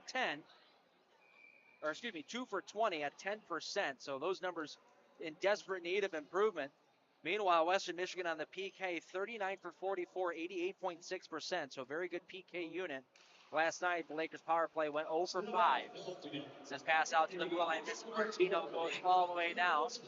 Lakers will go with Waterson, Martino, Mike Abrego, Danny Mazach, and Jack Quigley for this first power play unit. Here's Abrego holding on to it. Tried a backhand feed toward the slot. Was blocked, held in by Waterson. They'll hit Martino on the near side, walking and firing, and a big save made. Rebound laid loose there for a moment. Mazach unable to get it on net. Clearing attempt held in at the blue line. Waterson back to Martino. He'll shoot again. That one goes up off the glass. It'll wrap around the wall and all the way out to center ice. Allowing one of the Western Michigan players to change. Here's Waterson gaining entry to the zone. Waterson holding on to it. His shot, that one was knocked away by the shoulder. Now in behind. Euler holding on to it. To Bazach up top for Waterson. He and Bazach switch. That pass was intended for Bazach, but was out of his reach. And bounces out to center ice. Lakers have to regroup. Bazach will come right back in. Offsides are the Lakers. Is changing was Luke Waterson, but he changed inside the zone, forcing the Lakers offsides. 3:33 left to play in the period. 53 left to go on the Lakers power play. A couple opportunities to throw the puck on net. Lakers were able to do so.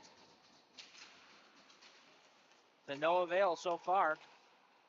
Second power play unit is Bowen Lopez, Mark Abrego, Lucas Kurowski, Kevin Euler, and Drake Adams here at the near blue line as Euler is able to kick to the stick, gain entry to the Stallion zone for a brief moment before it was cleared all the way down by Landis Mills.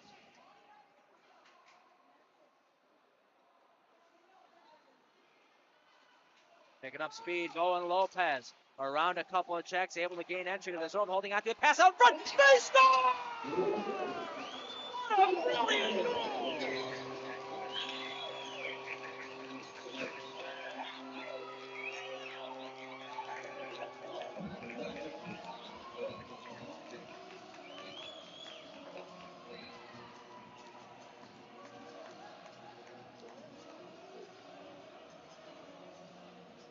What a brilliant pass that was, and a brilliant entry by Bowen Lopez.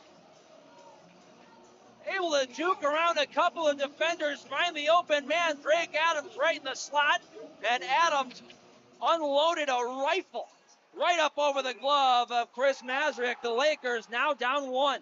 A huge power play talent.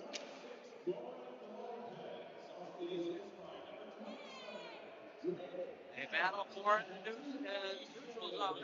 the Lakers zone. Pardon me. Sends around to an open wing. Taken on there by Kevin Euler. Out to center ice it goes. Runs into the check of Walker as he goes down. This time on Jamison Payne. Kevin Euler with his second huge hit of this period. Blind backhand pass on the Lakers zone. Goes right to the stick of Walker. Luckily for the Lakers, though, Mazat is there to take it away. He'll hold on to it. Has some space. Mazat shooting one right off the post. Oh, he had some space underneath the blocker of Mazurek. Ringing off the iron. They battle for it now at the side of the crease. Bounces to the slot quickly. That one hits the glass. Slapped around to the far side. Hallett cannot keep that one in. Back the other way. Mitchell Goodman one-on-one with O'Connell. O'Connell plays it good. Knocks him to the ice. Tanner Hallett in his own end. Started out, tried to get around a check, was knocked off the puck there. And it's cleared out by the Stallions. Pass out to the slot. Redirected on goal there by Niche. Ends up rolling on net. Now we'll cover that one up just to play it safe as some bodies now hit the deck right out in front of the goal.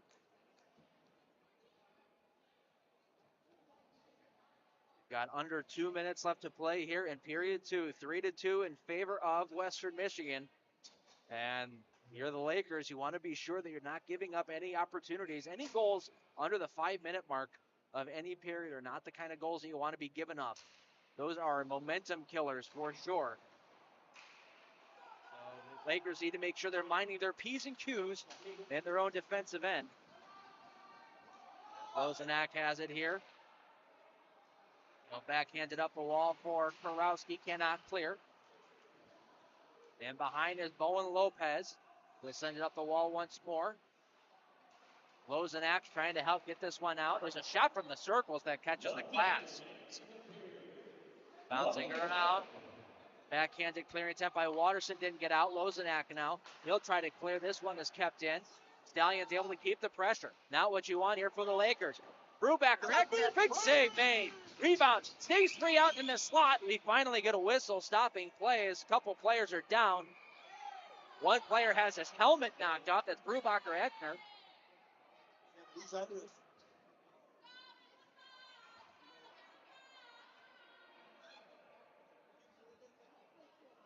Let's see what we end up having here, if we've got any penalties called, or if we just get the whistle because the helmet was pulled off, or knocked off, I should say.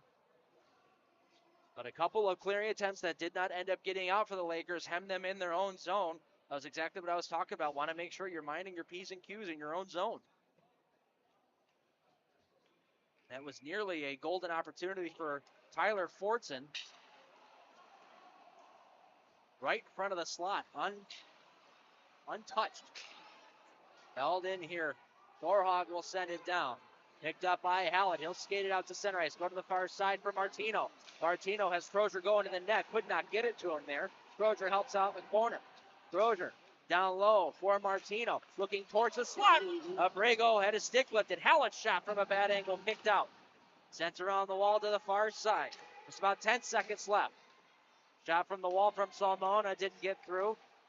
Picked up by the Stallions. They'll start skating out towards center ice and clear out the rest of the clock as the period comes to a close.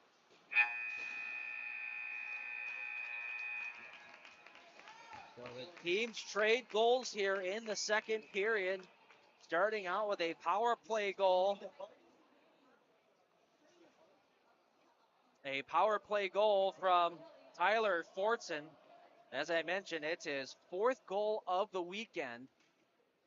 That made it 3-1, and the Lakers would answer with a power play goal of their own on a brilliant rush from Owen Lopez.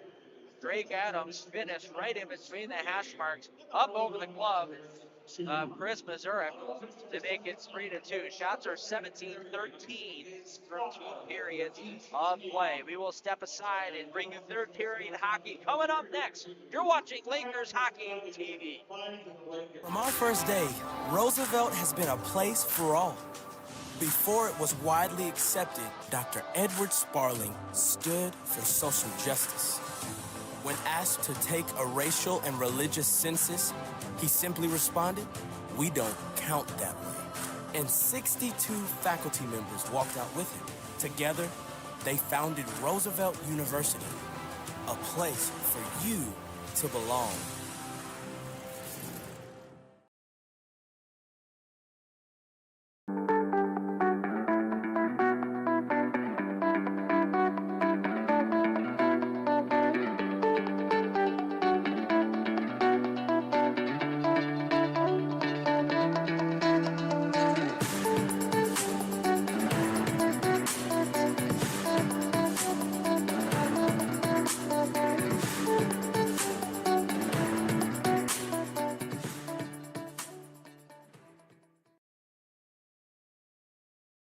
Welcome to our tour of Roosevelt University's athletics and performing arts spaces. We'll cover the dedicated rehearsal and performance venues in the auditorium, as well as the Lillian and Larry Goodman Center, our athletics facility. The Barry Crown Fitness Center is located on the 5th floor. It is available to all Roosevelt University students, as well as faculty and staff. There are men and women's locker rooms and a family locker room. The fitness center includes treadmills, stairmasters, stationary bikes, ellipticals, circuit machines, and free weights, as well as a fitness studio. The fitness floor is raised to minimize sound and vibrations below from the exercise bikes and treadmill. The Lillian and Larry Goodman Center is home to our men's and women's basketball and volleyball teams. Roosevelt is the only university downtown with an athletic facility. All of our teams use the space to train and practice, and open gym hours are open to all RU students. This is Roosevelt's multi-purpose gym. The retractable bleachers seat 500 people. There are 6 retractable basketball hoops and 2 courts for simultaneous practice sessions. Ropes on either side of the gym connect nets in order to create indoor batting cages for softball or baseball practice. There's also a turf that rolls out. Fun fact, in 2012 and 13, our women's basketball team qualified for nationals after only 3 seasons of play. It just goes to show how dedicated and passionate our student athletes are, as well as our coaches and athletic staff. Roosevelt's Chicago College of Performing Arts is located in the auditorium building. Built in 1890, the building was originally a multi-use building including a hotel, 136 offices and businesses, and the 3,700-seat Auditorium Theater. The Auditorium Theater hosts dance companies, Broadway musicals, concerts, and community events. Some famous acts that have played there include Elton John, Trace Adkins, and recently Chicago's own Chance the Rapper. RU students can receive 2 student rush tickets for most auditorium performances as little as $15. RU graduation is also held in the theater. The auditorium building is also home to dedicated practice and performance spaces for students in the music and theater conservatories. Gons Hall used to serve as another banquet hall for the VIP hotel guests. Today it is used for special events, lectures, ceremonies, recitals, auditions, and receptions. The entire room underwent significant restoration to return it to its original splendor. The O'Malley Theater seats 240 people and is used for major student productions, usually 6 to 8 per year. Students at RU can get free tickets for most shows. We hope to see you catching a sporting event or performance at Roosevelt real soon. Welcome to our Residence Life Tour of Roosevelt University. In this video, we'll visit the student residences in Roosevelt's Wabash Building, starting at the 14th floor and working our way up. The Wabash Building is 469 feet tall, making it the 6th tallest university building in the world and the 2nd tallest university building in the country. Floors 14 through 31 of the Wabash Building are primarily for residential life. Suites can house anywhere from 4 to 7 residents. Not every room is the same size or layout. Some suites have a quad room and 3 private rooms. Each room has heating, air conditioning, Wi-Fi, and cable. Roosevelt University does have a residency requirement for the first 2 years for incoming freshmen, but there are certain exemptions. National studies show that students that live on campus are more successful academically and feel more connected to the university. The 14th floor houses the Office of Residence Life, a student lounge, recreation room, kitchen, and student mailboxes. The rec room is an open student lounge where students are free to spend time. There are 2 TVs on the 14th floor. Both have free access to Netflix, Hulu, and Amazon Prime Video for students. Campus safety is present 24/7 on the 14th floor and the 1st floor. Students must use their RU ID cards to get into the residence halls and to access individual floors.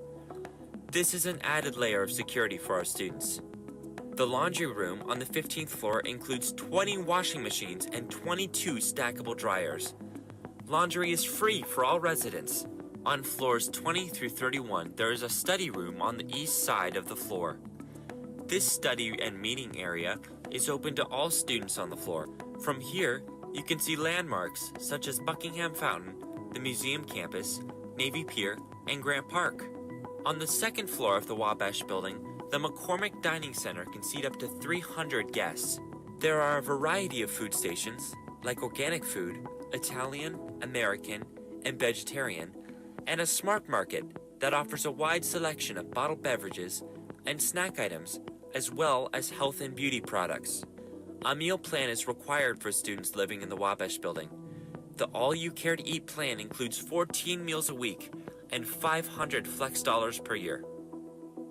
You'll love living in the Wabash Building.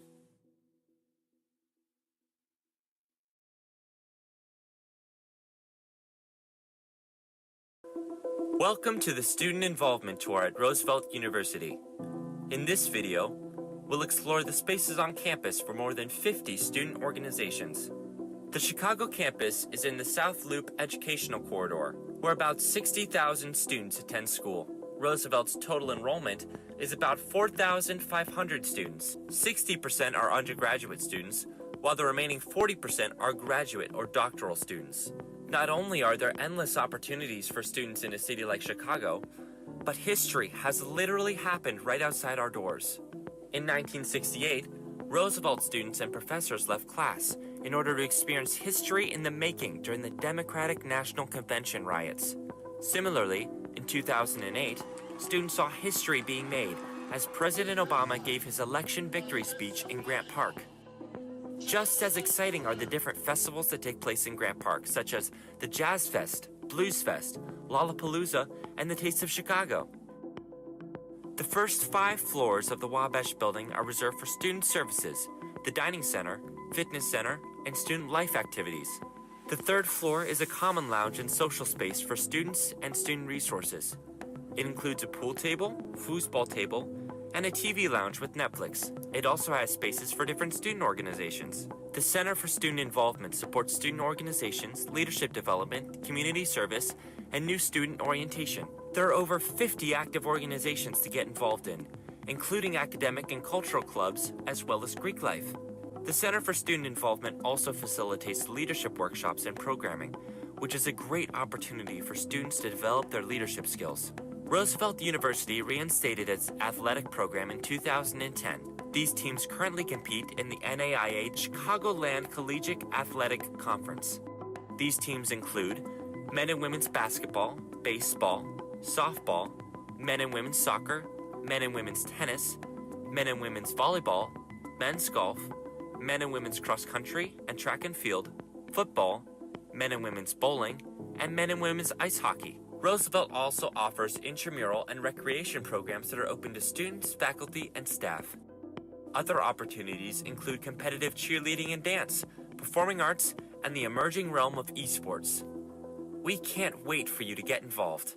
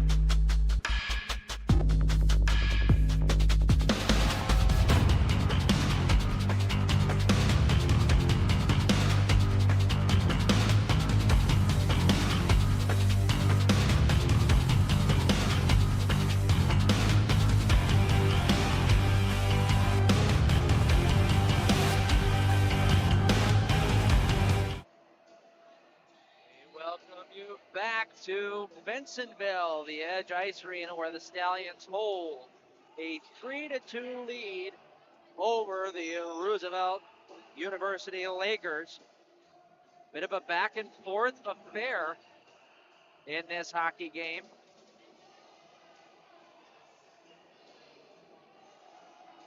Lakers push the pace of play for the majority of the first period. Second period, couldn't get any shots on goal until halfway through the period was even over. Both teams ended up with 5 in that second period.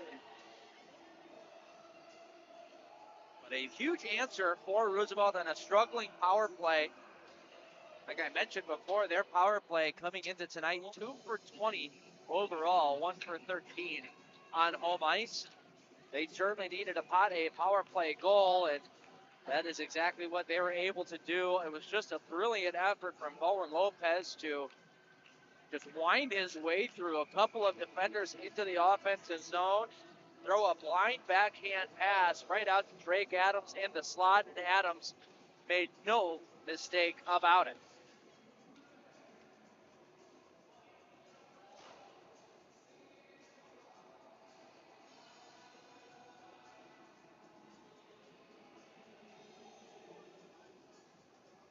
Mentioned the Lakers have 3 straight league games after tonight. We'll have a home and home next weekend against Hope or Western Michigan. They'll take on the Northern Illinois Huskies. the surprising Northern Illinois Huskies. They are 10-4 in this season. That is a program that usually struggle quite often. They've gotten off to a very nice start this year. The Stallions will be back in Illinois next week. About to get started here for the third period. The Visage line out there going against the Walker line. As off the draw, it's pulled out by the Stallions. Through the neutral zone they go. Gets dumped into the far side. Hallett is there. Throw it up to an open wall. Kevin Euler. Send it right back to where it came from. Hallett around one check. We'll look up ahead for Visage. Nice job getting a stick on that. Garrett Walker. That was intended for Visage there in the neutral zone as he was wheeling with some speed. Walker got the stick in the way. Here's a shot from Abrego. Goes to Visage. His first shot. That's blocker to side. Boy, Danny Visage right alone in the slot. That is lethal. And a good answer from Chris Mazurek. Out at the blue line. Hallett had it taken away. A battle for a 2-on-2 in the corner there. It's Visage and Euler in there for the Lakers. Euler is able to come out of there with it. Leave it there for Visage. In front for Karowski. He couldn't get a stick on it, but it ended up going on net anyway, and it was knocked aside by Mazurek and sent all the way down by the Stallions.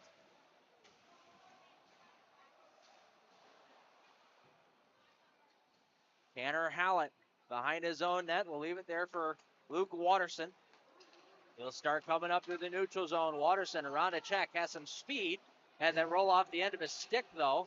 And the Stallions will come right back. Niche, nice job staying on side there by Mitchell Goodman as Niche gets a shot on net. Goes off the side of the goal. Goodman nearly went into the splits there at the blue line just to stay on side. There's a shot right into the stomach of Watterson as he is ailing, trying to get off the ice. Picked up by Hallett. Holding onto it. Spinning away from a check, backhanded out to the center ice where Karowski is there. He'll one-hand that one up to Martino. He'll backhand it in. Lakers finish up their line change. Stallions start moving out to center ice. Intercepted by Mike Abrego, but offsides was Kohler Crozier, who was in on the forecheck there. Doing his job, was caught just a little bit too far inside the offensive zone. And the Lakers are offside 2 minutes and 5 seconds into this third period. Very good start to the period for the Lakers. Creating some chances early on and throwing pucks on net, getting bodies to the net as well. They keep doing that, good things are going to happen. Nice chip pass for Martino. Martino's got Crozier with him.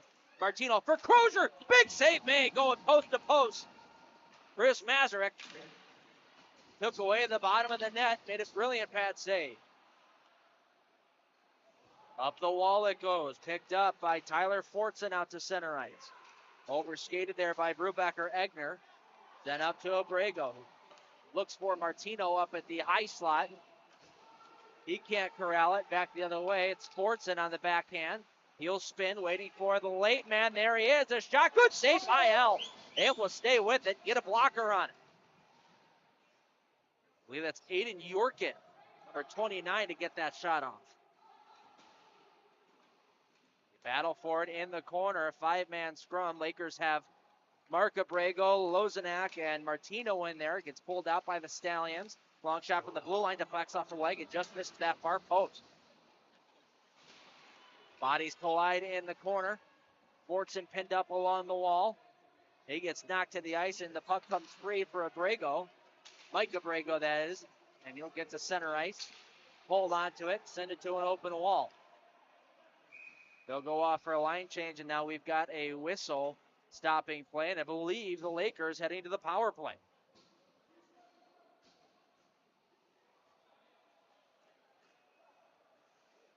Yes, sir. Okay.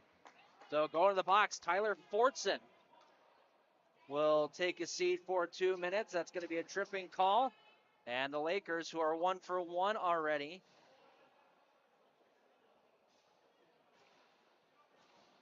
will get a second try on the power play with 16:27 to go in the period.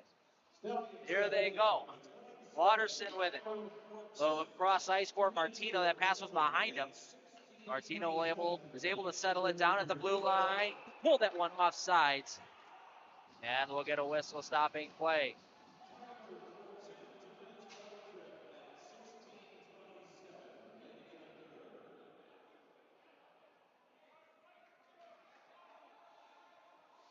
Draw coming just outside the western zone. The Bazach unit is Bazach with Watterson, Martino, Mike Abrego, and Jack Quigley.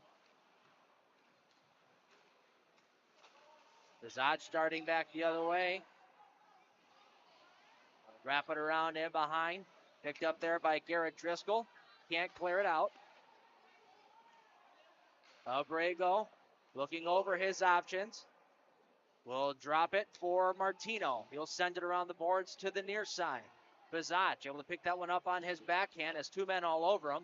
Goes down in behind the net. Quigley wins that board battle. Now has it stripped off to his stick. Clearing attempt held in by Martino at the blue line. Abrego at the far circle. Very much to the outside so far. Nobody able to get towards the slot. Here's Martino at the blue line. Pass across, deflected off of the skate, and goes out to center ice. Lakers getting their second unit out there. Porowski, Adams, and Euler hitting the ice. Mark Abrego had that one little out of his reach. It gets sent all the way back into the Lakers zone. They'll regroup with half a minute left to go on the penalty. Here comes Bowen Lopez, who set up that first power play goal. He'll elect to hit Euler now. Euler cutting towards the middle, had it stripped off his stick, and it gets sent all the way back by Western. 10 seconds left to go on the power play. Maybe time for one more quick rush here for the Lakers. Abrego will set it up in behind. He'll hit Lopez on the near side. Around one check, getting over the blue line. Penalty over. Wrist shot on goal goes right into the stomach of the goaltender, Chris Mazurek. And he'll hang on to it. 14:24 left to play in period number 3. 3-2 is your score in favor of Western. Lakers go 1 for 2 on their power play then. Off the faceoff, Driscoll will send it up the wall. Held in at the blue line by the Lakers. Pass out towards the slot, intercepted and cleared out of there by the Stallions. This one will go the length for another icing call. With 14:09 left to play in third, offensive zone faceoff coming for the Lakers.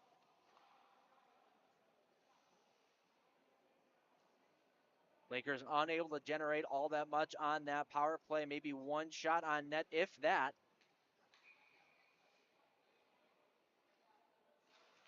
Mostly kept to the outsides. That first power play unit held a lot of zone time, but just could not end up getting the puck on goal. This gets sent all the way back to the Lakers zone. Icing waved off this time. Tanner Hallett escapes a check. A second one and gets out to the neutral zone. He'll hit the red line and dump it in. Bouncing puck at the blue line. O'Connell will slap this one in with some authority.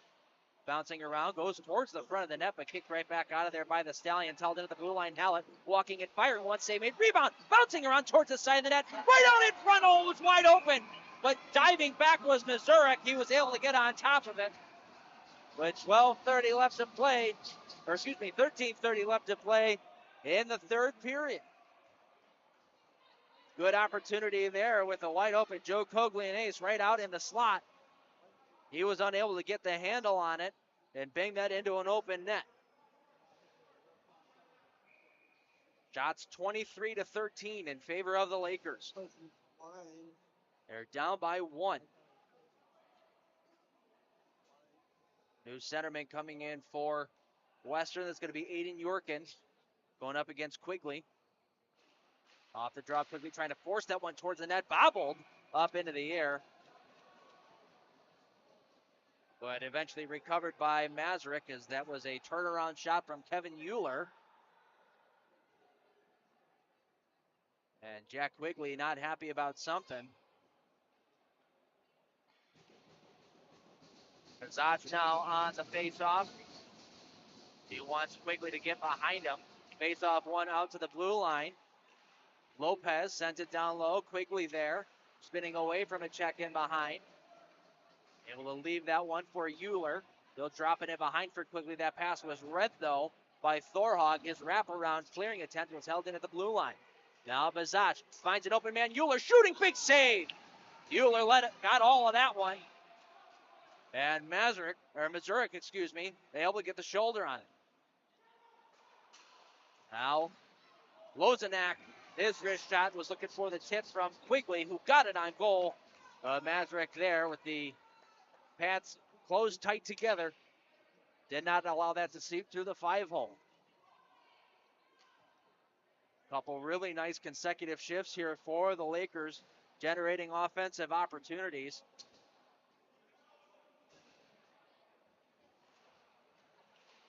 As this face-off is won to the Stallions, they'll clear it out to center ice. Mikey Salmona there will turn it right back up for Adams.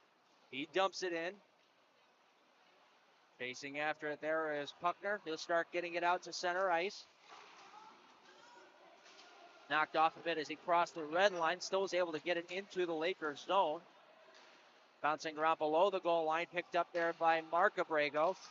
His cross-ice pass was in between the stick and the skates of Drake Adams there at center ice, and it sends the length for icing.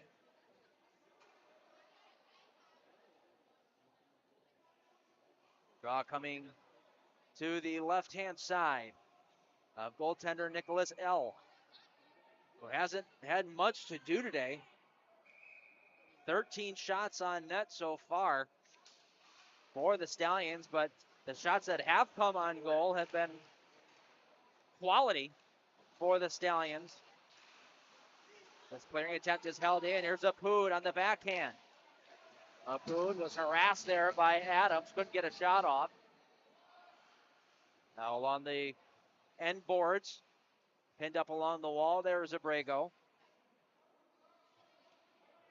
And a 5-man scrum. Abrego has the puck pinned up in between his skates. Kicked out of there now. Abrego will find it once more and cross ice pass this one out to center ice where Adams had it, lost it in his feet. Turning right back is Wester. Melinek.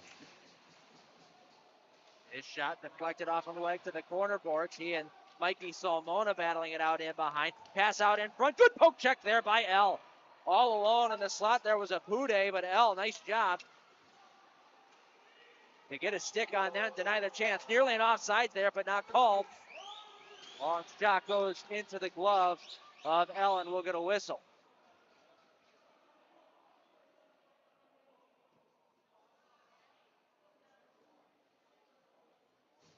Near miss there for Western Michigan as Apoud was alone right out in front of the net. But a quick poke check there from Nick L. denied that opportunity. Face-off will come to his left-hand side. One to O'Connell. They'll wrap it around the wall to the far side. Crozier couldn't corral it. Comes right back to O'Connell in behind. He'll try the near side now. We'll look up to the middle. Martino, nice job kicking that up ahead. Boy, was that a talented play. Kicked that right to Mike Abrego.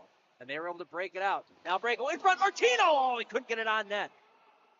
Sweet passing play there from the Lakers. Couldn't finish. Here's Martino walking and wiring one. Sends it wide. Picked up by Hallen. He'll throw it in behind. Bounces out to the near side. Clearing attempt for the Stallions ends up getting out to the neutral zone, but cut off quickly by Martino, who sends it right back into the offensive zone. Stallions coming right back out. Oh, losing an edge there was Tyler Fortune, and he almost took a huge hit from Tim Pickerel. No harm, no foul. As Crozier will flip this one through the neutral zone, right to the puck. Pickerel's going to win it. He's going to clear out the icing. As Pickerel, loses an edge. Goes sliding into the end boards. Back come the Stallions over the line. Shot on goal, and it was bobbled there for a moment. That was a quick shot from Goodman from the circles, and it was bobbled for a brief moment there by Nick L., who really didn't know where it went. The puck ended up getting free, but the referee also lost sight of the puck, which gathered us a whistle, and a bit of a lucky one at that for the Lakers.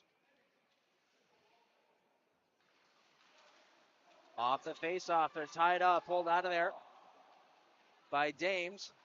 He's pinned up along the wall, as is Goodman. He's trying to force it free, gets it out to the blue line. Niche will send it right back into the corner. Picked up there by Lopez, who gets it out to center ice. Quickly sent right back in by the Stallions. Lozanek, he and Bazaj had their routes crisscross, and it got cut up in the skates of Bazaj. Once again, no harm, no foul here for the Lakers as Bazaj enters the zone. Bazaj holding on to it, going out to the blue line for Lozanek. Has some bodies at the net, didn't throw it there. Goes to Lopez, he'll shoot it. Redirected by Quigley up over the goal.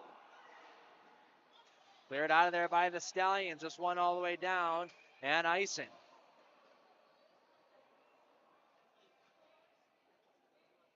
So a bit of a tired unit out for Western Michigan. And Billy Carr elects to stay with the Bazaj line. He, Quigley, and Euler with Lozanek and Lopez on the back end. Bazaj on the faceoff.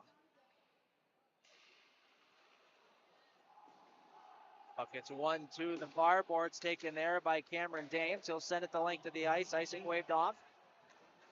Lozanek will reverse this one along for Bowen Lopez, who's got some space to skate out to center, hits the red line and dumps it in deep. Wrapped around in the near corner where Euler will pick it up. Met there by Apud and Mills. Coming out to help is Quigley. His pass out toward the slot was blocked. They get back by Western. They'll go off the wall, not out. Held in by pinching Salmona, but we get a hand pass called. So a whistle and a neutral zone face-off, denying the Lakers some zone time. Looks like that was Mikey Salmona trying to pinch in to keep that play alive. Knocked it down with his glove. This was not the next person to touch it. Brought us that whistle. Western wins this draw. Picked up by Puckner. He'll dump it in deep. Puckner will keep it into the blue line this time. Long shot. Blocked on its way through by Abrego. Kurowski has his feet taken out from underneath him. No call, and a wrist shot on goal goes up over the net.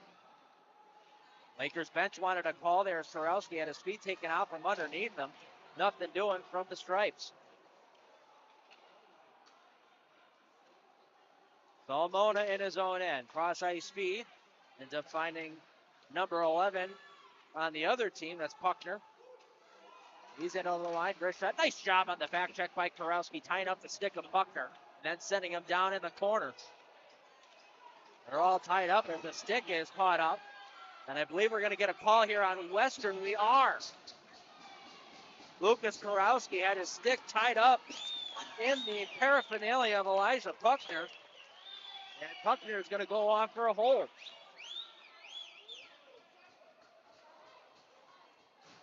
I was wondering how long they were going to let that go.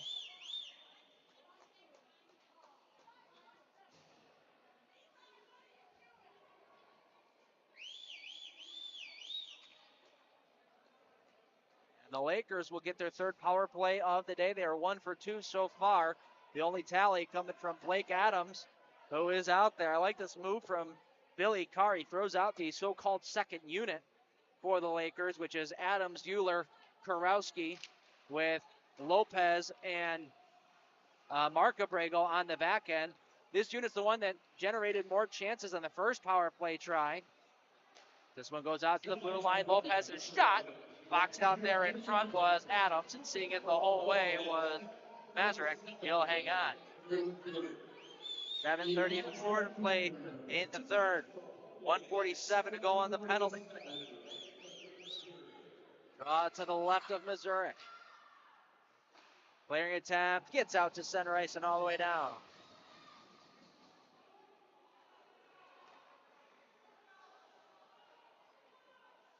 Setting up in behind the Laker goal, it's Lopez. They'll backhand this one to Kurowski on the far side. He'll chip and chase after it. He's the first one there.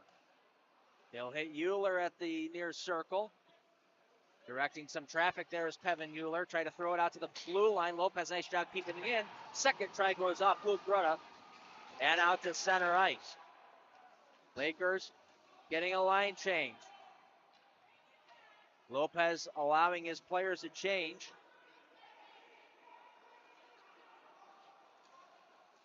Now he needs a little bit of help. He dropped this one off for Martino as they finish out their line change. Martino around the check, gains entering the zone, walking to the middle, looking over to the far side for Quigley. Quigley there, he's got Bazach here at the circles, hits him there, bouncing puck, goes over his stick and out to center ice. 40 seconds left to go on the penalty. Danny Bazach skating in the neutral zone. Enters on the far side, cutting to the net, big save by Mazurek. Bazach did it all on his own, was able to get right to the goal, and Mazurek stayed big, kept that puck out. There's Abrego for Quigley, in! Quigley couldn't get any elevation on it. Taking away the bottom of the net was Mazurek. On the far boards, taken away by Abrego. He'll come up top. Gets it right back in the corner. Goes back out to the blue line for Watterson. Bazach to the middle. Quigley couldn't get the shot on net. Pulled out of there by Western, and they've got an odd man rush back the other way as they're back at full strength, 5-on-5. Puck handlers, Mills looking in front. They score!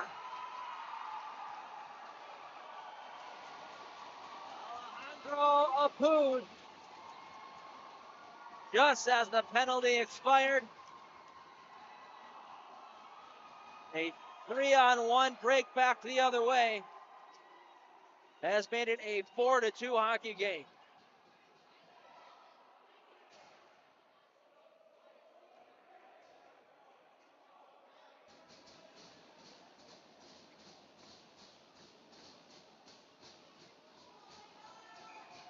Alejandro Apud with his second goal of the game.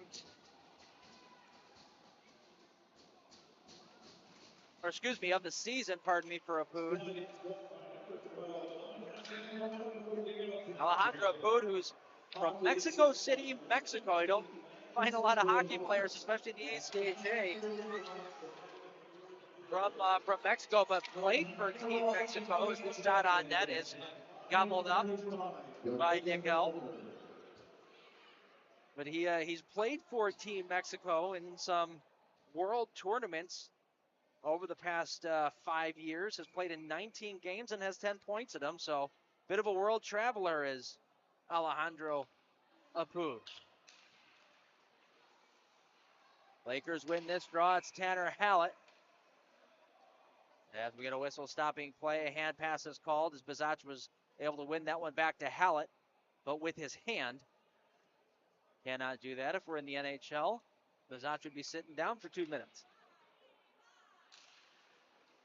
This time he's able to tie up his centerman, kick it back to Hallett. Throws an outlet pass for Quigley, who gets out to center ice. Got a head of steam, does Quigley. Getting around the check there of Driscoll. Now Euler helping out. Had a roll off the end of his twig. Jamison Bain will now start back the other way for the Stallions. Gets it deep into the Lakers zone. O'Connell able to protect the puck. Moving it along. Hallett. Bouncing puck gets into the Stallion zone. Bazach after it had some good wheels there. He's able to strip a man of the puck. Picks it up. Wheels around behind the net. Now comes out to the high slot. Shooting one that went blocked on its way through the rebound. Sent wide by Euler. Stallions able to clear. Closing in on 4 minutes left to go in the third period. Hallett wheeling in his own end. Move it to Drake Adams here on the near side. Enters the zone. Adams holding on to it. Bad angle shot. Was knocked away by Mazurek. Out to the blue line. Wrist shot from Lopez. Bounces off of a body and sails wide. Mazurek didn't see it. Coming out to the blue line. Hallett. It's Lopez here on the near side. Lopez throwing it towards the goal. Redirect from Kurowski in the high slot. Deflected up high. That was a set play. Lopez saw Kurowski circling there. Threw it right on his stick. Cleared out by the Stallions.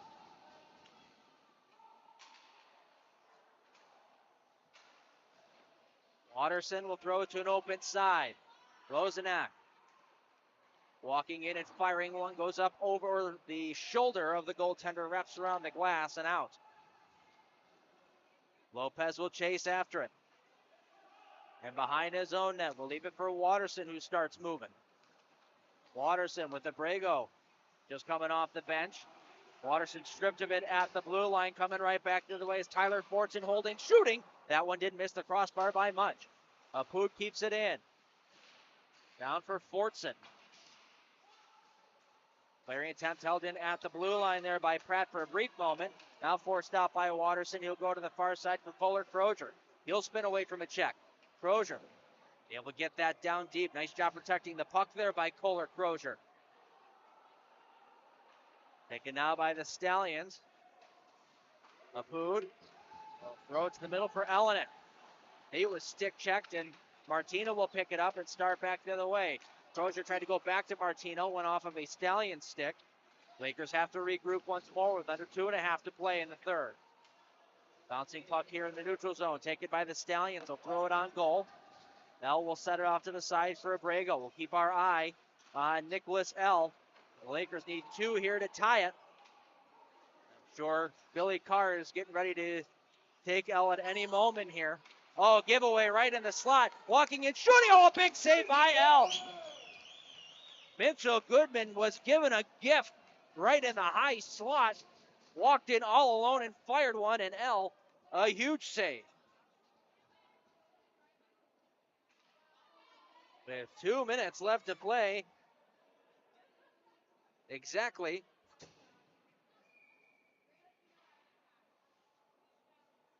in the third period. Off the draw, the Lakers control. Spinning away from a check, there's O'Connell. He'll try to send it through the neutral zone, but it bounces up into the air and hits the Jumbotron. And we'll get a whistle. That puck was deflected in the neutral zone, so it will come to this near face-off dot.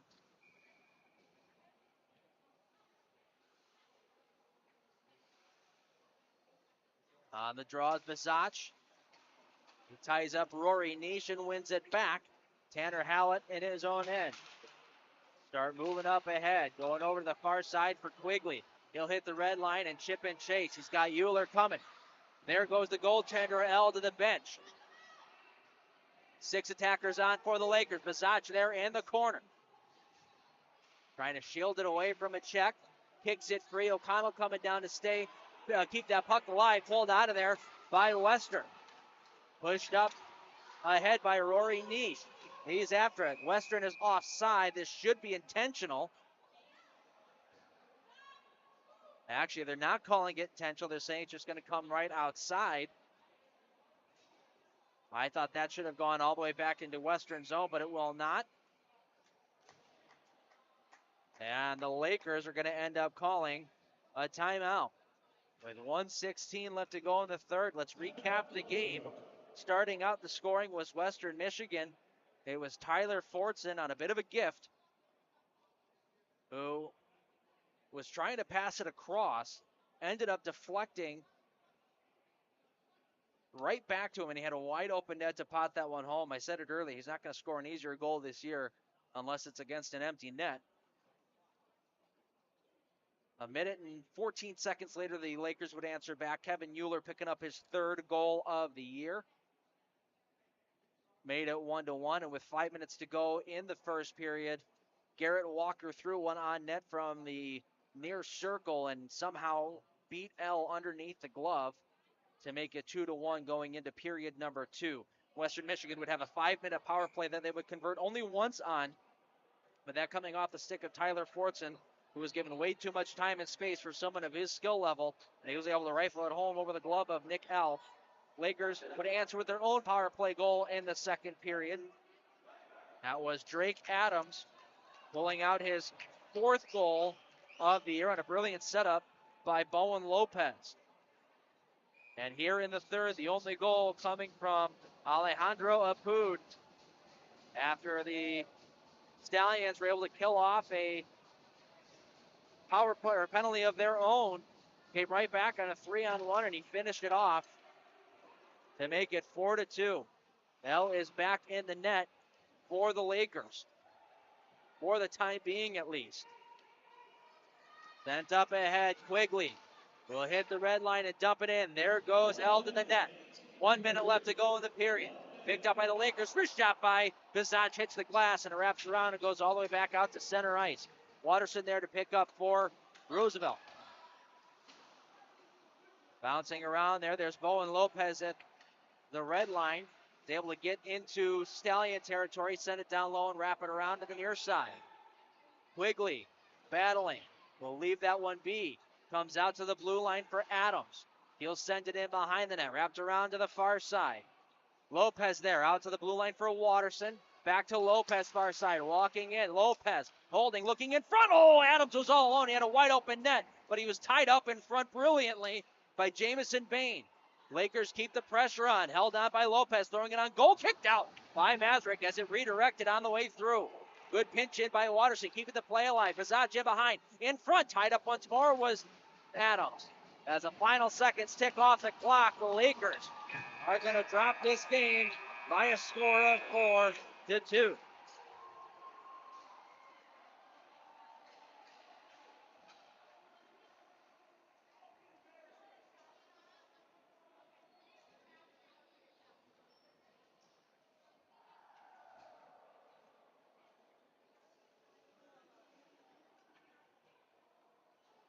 So the Lakers will now fall to 4-3 on the season. The Stallions will improve to 5-2 after a weekend sweep of the Roosevelt Lakers.